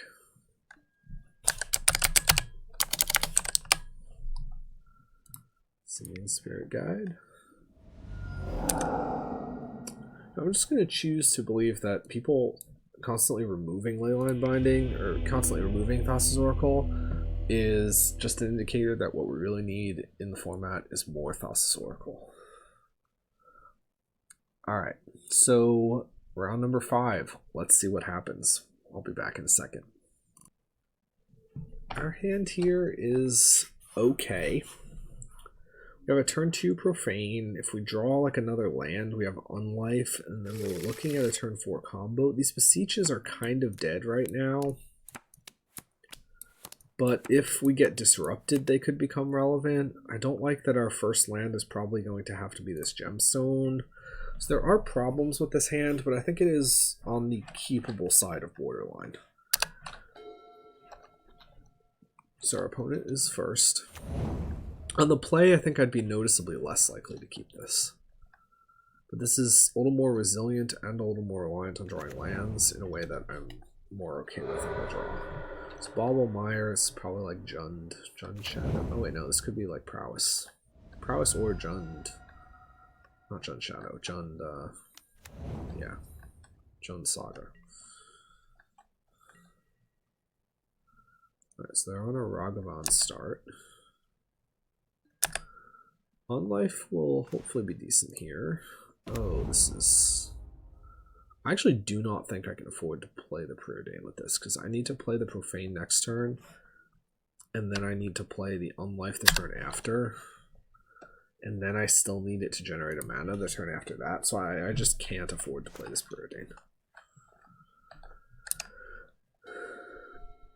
Actually, the Saga is a little bit of a problem too, because if I don't draw another land, then I'm going to have one of my lands be colored mana.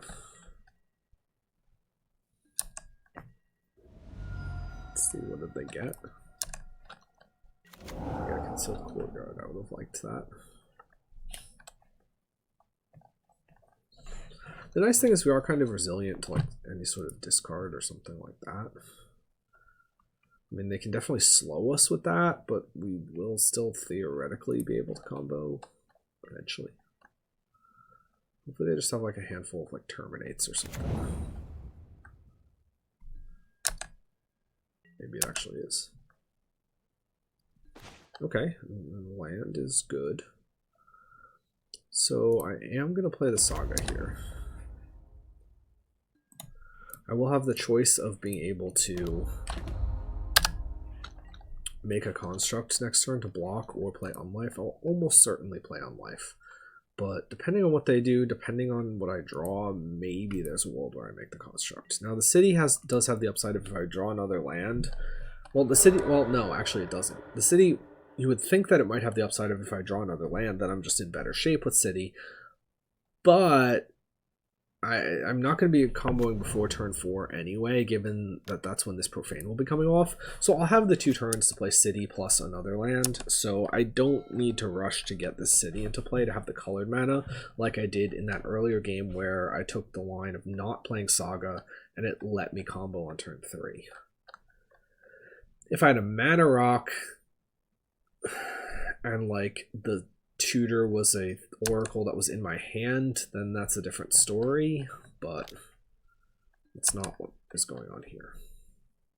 So our opponent is continuing to crack him with Ragman. I don't know what they have in their hand that they played nothing with 3 mana, but evidently they maybe do have a handful of terminates. It's like it can't have been any sort of creature threat. They would have played it. Please use the spoils.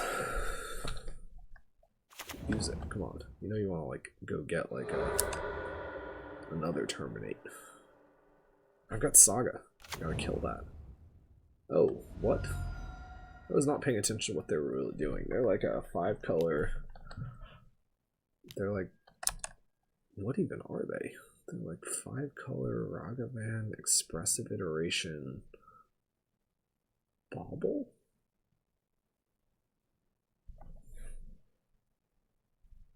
Maybe my opponent's been color screwed?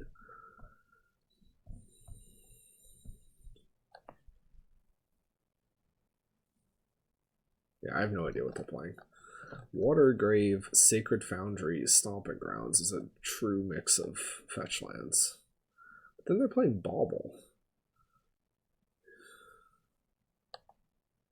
This is odd.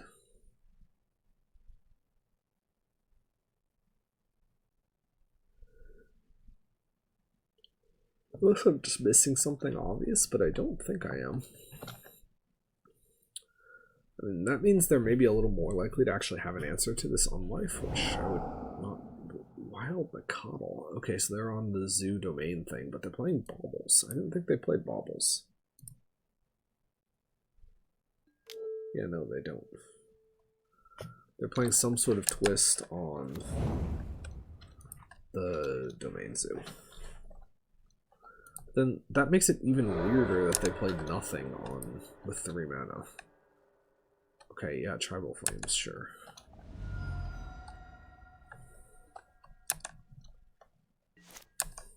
I'm A-okay with that. Come on, land. Land. Land. It's not a land. Actually, I don't need the land because I can do the... No, I do need the land. No, I don't need the land because I can do the Oracle Springleaf Drumstroke.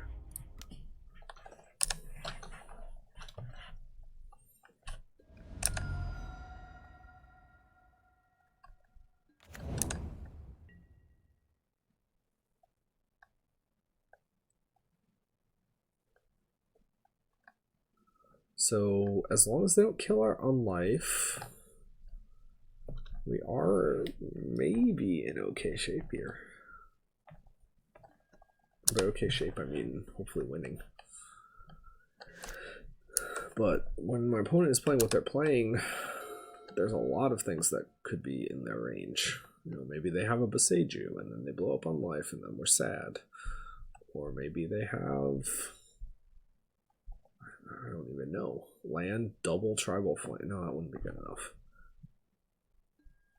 They could have more tribal flames. I actually think that's a fairly likely thing for them to have, because that's something that they could have in their hand, that is a card that they would want to have in their hand, that they wouldn't have played before they maximized the amount of damage it was going to do.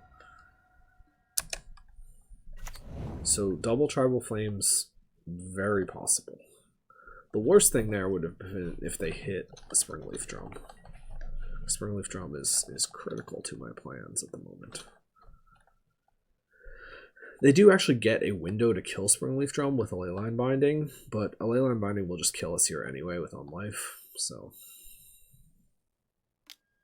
Kavu, okay, and they tapped, because they had to tap off white. Oh, they do have the Treasure Temperance. They could still have... Oh, is it Tribal Flames? Yes, yes, Tribal Flames, alright. Burn spells, we're at 0. But we're not dead. Phyrexian On Life is a powerful card.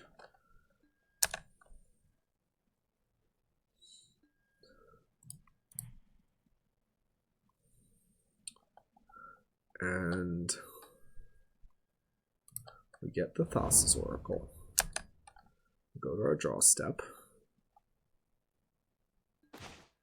We drew the land, however, I'm still going to go ahead and do the Thassa's Oracle trick, just to show you what I'm talking about if this is not something you've seen before, and you probably haven't seen it before, because I don't think anyone besides me is playing Springleaf Drum in this deck.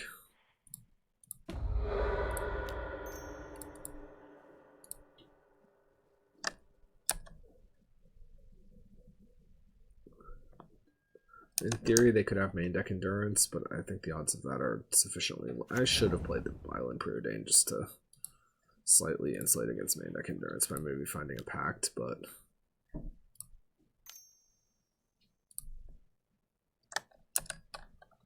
we are going to get there, I think.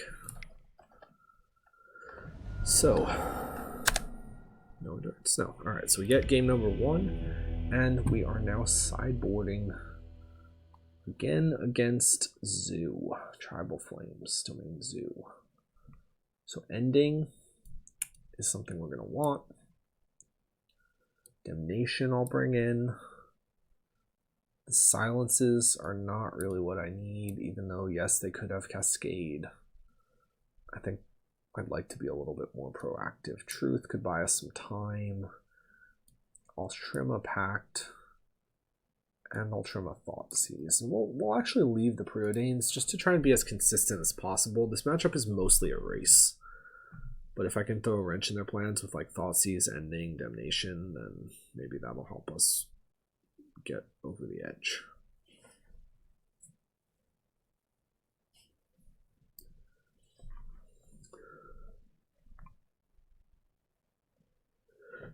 The baubles are a bit of a weird choice. Well, actually, I guess maybe they're not Beans Zoo. Maybe they're like a Domain Tribal Flames, but no Beans deck.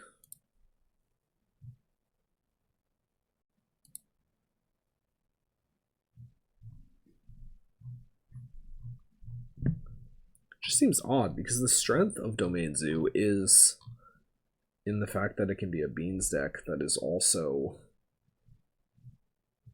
like an aggro deck. It's like an aggro Beans deck. Beans are pretty aggro. I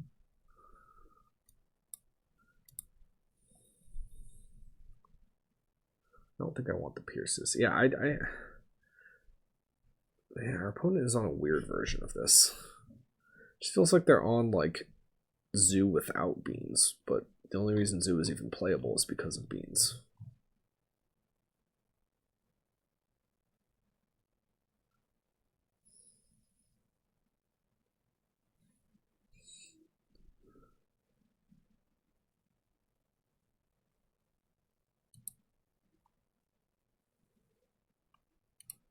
But maybe they're brewing, you know? It's very possible. They're definitely taking a minute to think about what they want to do here. Saga really has not had that much time to shine this match, but I mean, it's done a couple interesting things for us. Fetching out Springleaf Drum would have been a cool line in the last game. Sometimes you do just win games with this. It's about that flexibility.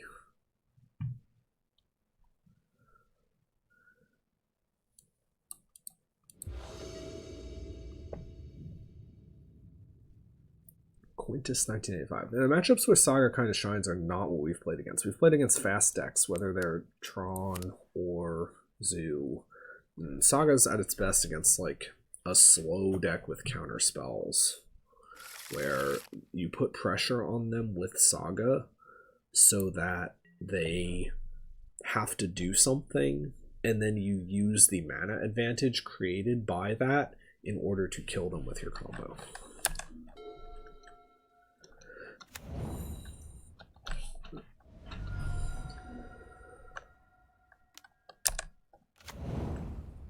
Alright, so they have turn 1 to coddle.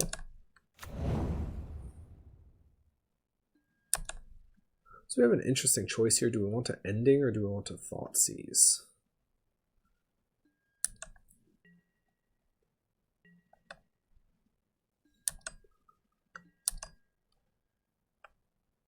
I think I'm going to ending. I just want to slow them down as much as possible. I have 2 out of 3 combo pieces.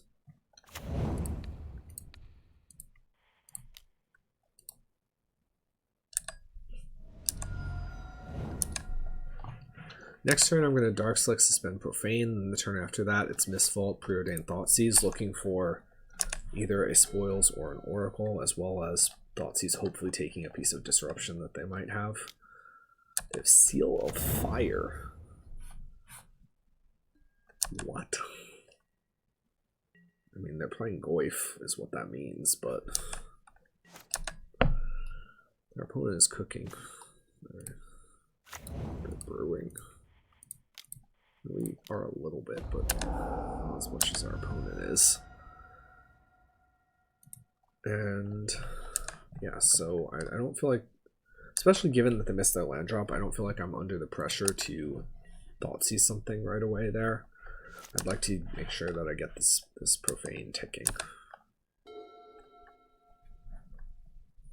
Land Goyf or something.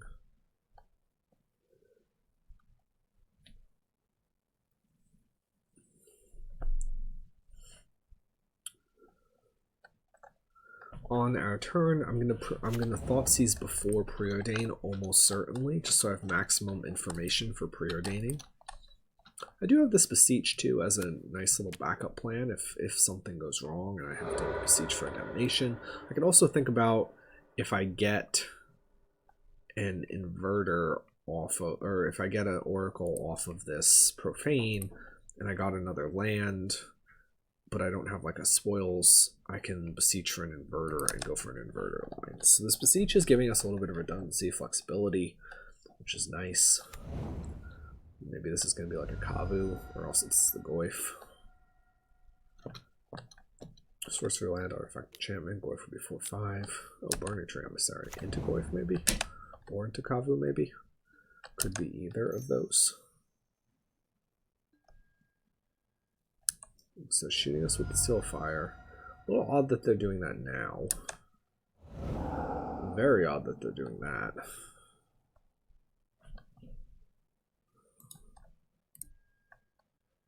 I mean, their deck is kind of interesting, I guess, if you like this style of deck. It seems like they're having problems with consistency, though, because not capitalizing on this Burning Tree fully, missing a land drop, something is going wrong over on opponent's side of the board. So I will Thoughtseize first. We're not under that much threat against our life total, so I don't feel like I need to hold this back. They've got all of the Tribal Flames. So I'm actually going to take the Lightning Bolt, because the Tribal Flames are slower. So if they, if they draw a land next turn, they could Tribal Flames plus Bolt us, but they can't double Tribal Flames us or something like that.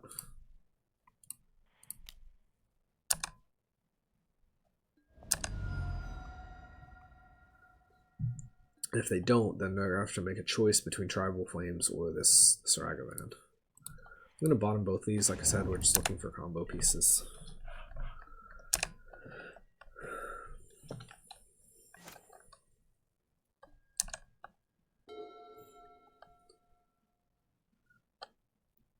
And basically what it comes down to is if we draw...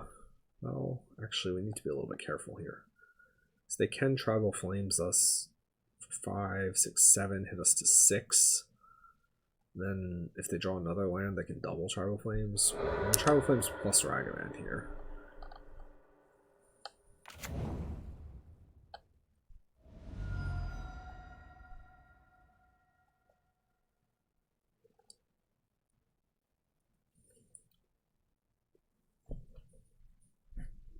I could Beseech for the Unlife if I needed to. It's something to think about. Are they not playing this Ragavan? Or they might just do it post-combat. But like, I know the rest of their hand. It's a little bit of a weird choice. It's not like... I know they're not holding anything up. Technically it is correct, I guess, but... Save the clock, Eevee, when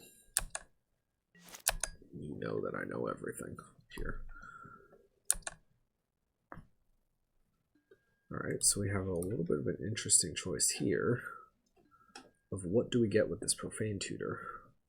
So we could get a Spoils and then hope to draw an Oracle.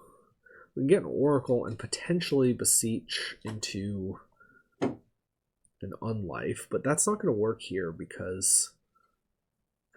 Yeah, that doesn't work here because... Well, it could work here, but... Beseech Unlife, they hit to 5. Yeah, I mean, we can live 2 Tribal Flames plus the hits with that. Yeah, Beseech into Inverter unfortunately doesn't work, although it is kind of close to working. So I think we just have to pick something, in which case maybe I should actually pick the Spoils, because Spoils represents Oracle if I get a second Spoils, potentially.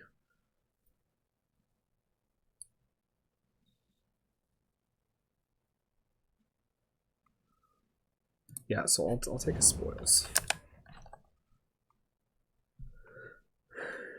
And I think I'm actually not going to Beseech. Well, it depends on what I draw. I kind of... Oh, this is awkward. Because I'd like to not Beseech this turn in order to get use out of my Graces staying at 1 life. But the problem is if I don't Beseech this turn, I need to draw a land.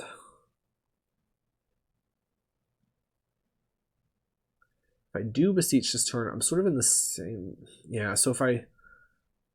It has to be not a tap land, although I could Grace and then go again.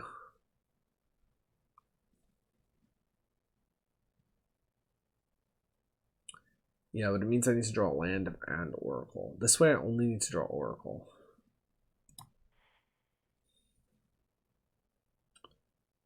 Alright, I'll go for the Beseech this turn. There's a case to be made for waiting and not going for the Beseech this turn. This is going to put us to 1, actually. I think with that in mind, I actually maybe should have waited. And hoped to draw another land. Yeah. Yeah, I think that was actually a mistake. This is game 2, so we do still have chances in game 3 if we don't get it here. But we can put the Unlife into play. They can Tribal Flames us down to 0, and then hit us for 4, and then Tribal Flames us down to 9 Infect. That is if they draw a land.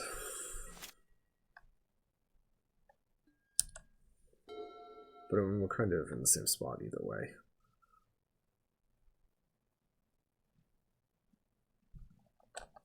In fact, land would be better because it means that they... Well, no, it really doesn't matter. Oh no, they have the Ragavan token anyway.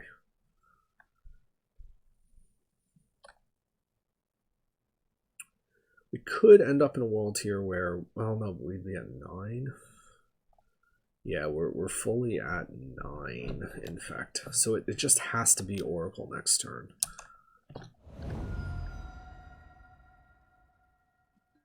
So with that in mind, I definitely should have graced instead of fetched out the Unlife. Because Grace, I win with Oracle. Excuse me. Grace, I win with Oracle next turn, but I also have some other fringe lines to potentially get there. Okay, well, they got rid of a card we didn't want with their Agumon, so that's good.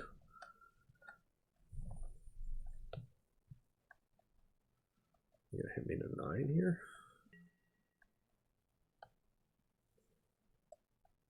If they don't hit me to 9 here, oh no, they're going to, I think.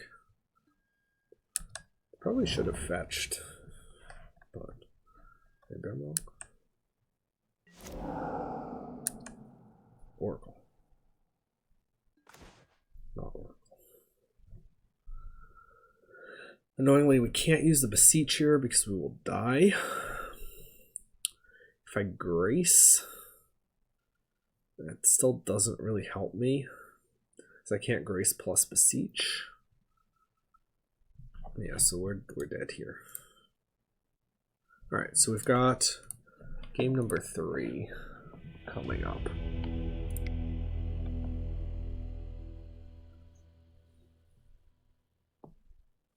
And I could bring a Thoughtseize back in.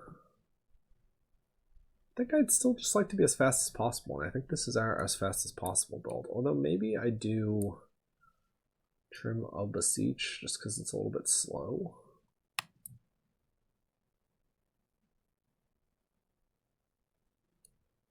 Could also bring out Silence for similar purposes. No, I think we just want to be as fast as and as consistent as possible, because I think we definitely can win the race.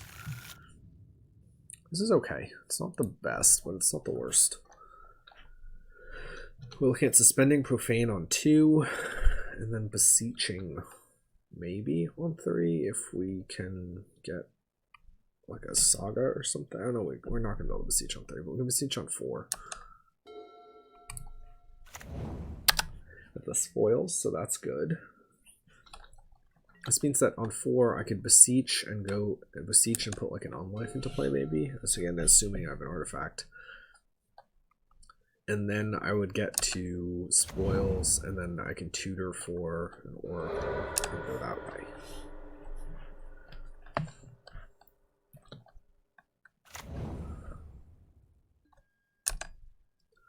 Alright, so what do they have on turn 1? It's like a Ragavan. Probably. It's another bauble. It's all of the baubles. Okay, no turn 1 play. I like that. I like that a lot.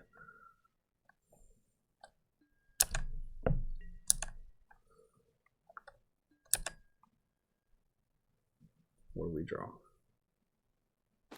Unlife. Unlife is good. It's good. It means we're just set to combo on 4.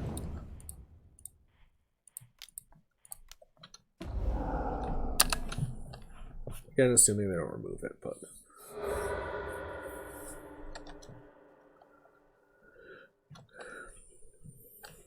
I mean, they really haven't shown us much in the way of like sideboard cards yet, although they didn't really have too many windows too, so... They're just trying to burn us, it seems. Bolt on our face, I'm okay with. Next turn I'll probably play the Mine, just because the counters aren't going to matter, and I would like to have my life total just be a little bit more insulated. So like the least scary thing they could do here is like play a Tribal Flames for 4. Be a-okay with that. They could play like Kabu, that's kind of fine too. Yeah, that's fine. 33 Kabu, sure.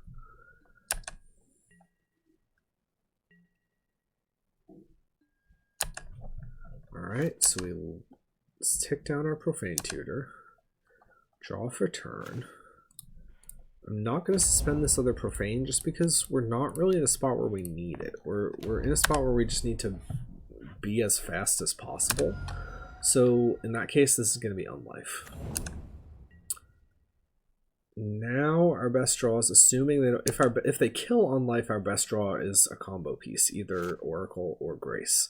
If they don't kill Unlife, our best draw is some sort of protection for Unlife, whether that be Pact of Negation or Thoughtseize or something.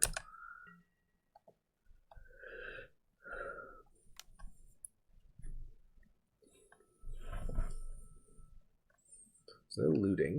So let's see what else they do. I mean, they are all green deck. They could have discard Goyf. It's an interesting choice.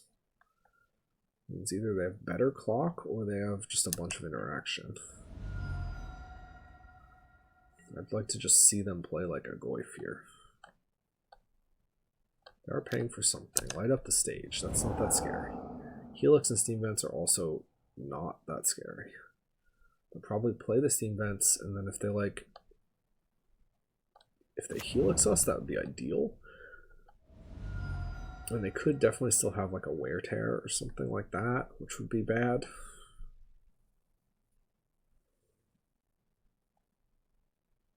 I would have to seriously think about if I'm going to go for it here, depending on what they do.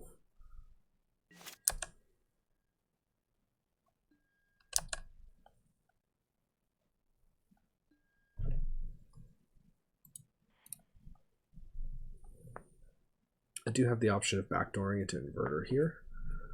So I'm going to get Oracle. That's happening no matter what. Let's see what we draw.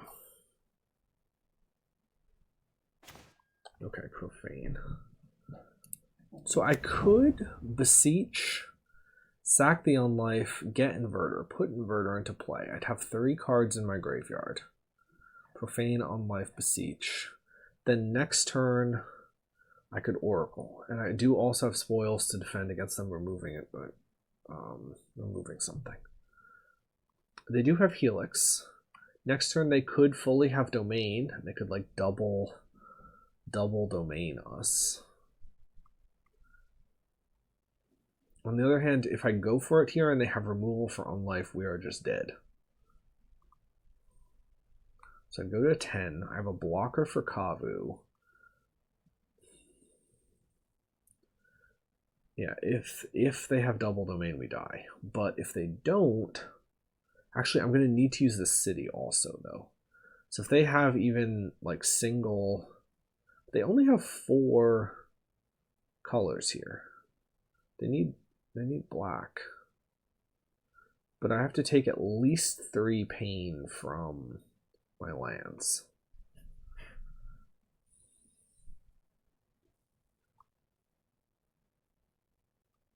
At least 30 pain from my lands.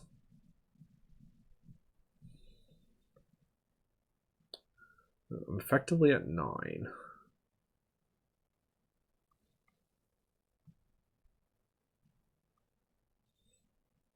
They could just be holding up the ability to play this Helix.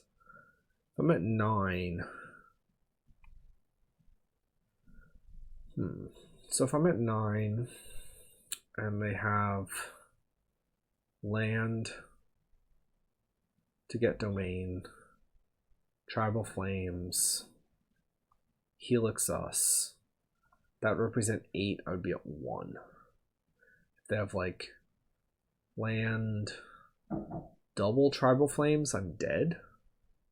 If they have land, Tribal Flames, like Boros Charm or something like that, I'm dead. If they have multiple 1 damage burn spells, I'm dead.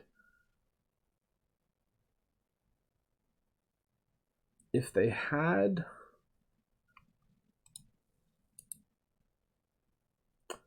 Yeah. I think I'm actually going to choose to... I mean, there's a lot of ways I could be dead if I go for the Inverter line here. And the only way I'm dead if I don't go for the Inverter line here is if they have... I think it has to probably be like Wear Tear or like Disenchant or something like that. So I think I'm going to go for it here. This reads to me like they're holding up this Lightning Helix.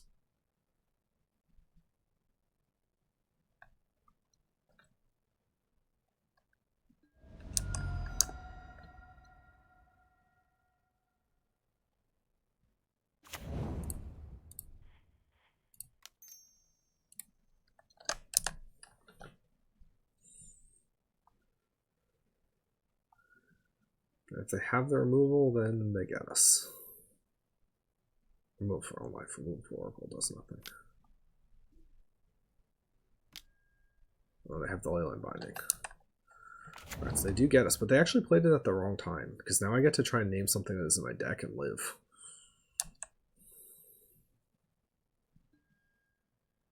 So I can name Angel's Grace.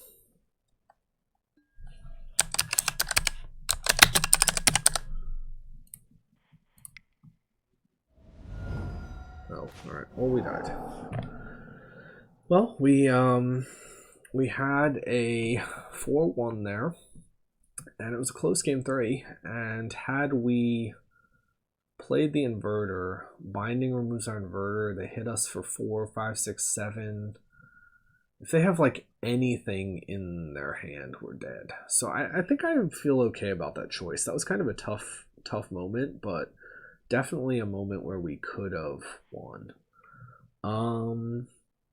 Okay, well, thanks for tuning in. And until next time, it might not be spoils next time, or it might be. I don't know yet. I gotta see. I want to give the Song of Creation deck another try. I like that deck a lot. I thought it was pretty powerful. I'm a little bit less wanting to try it in a meta that is full of scam, but we'll see. If you have any suggestions for decks that you want to see, definitely feel free to toss them into the comments. I mess around with any sort of combo deck. Eggs has been on my radar. I kind of want to try that at some point. I've also been messing around with like Breach, Saga type stuff, and could play something like that. So who knows? Until next time, take care and get out of here. I'll see you later.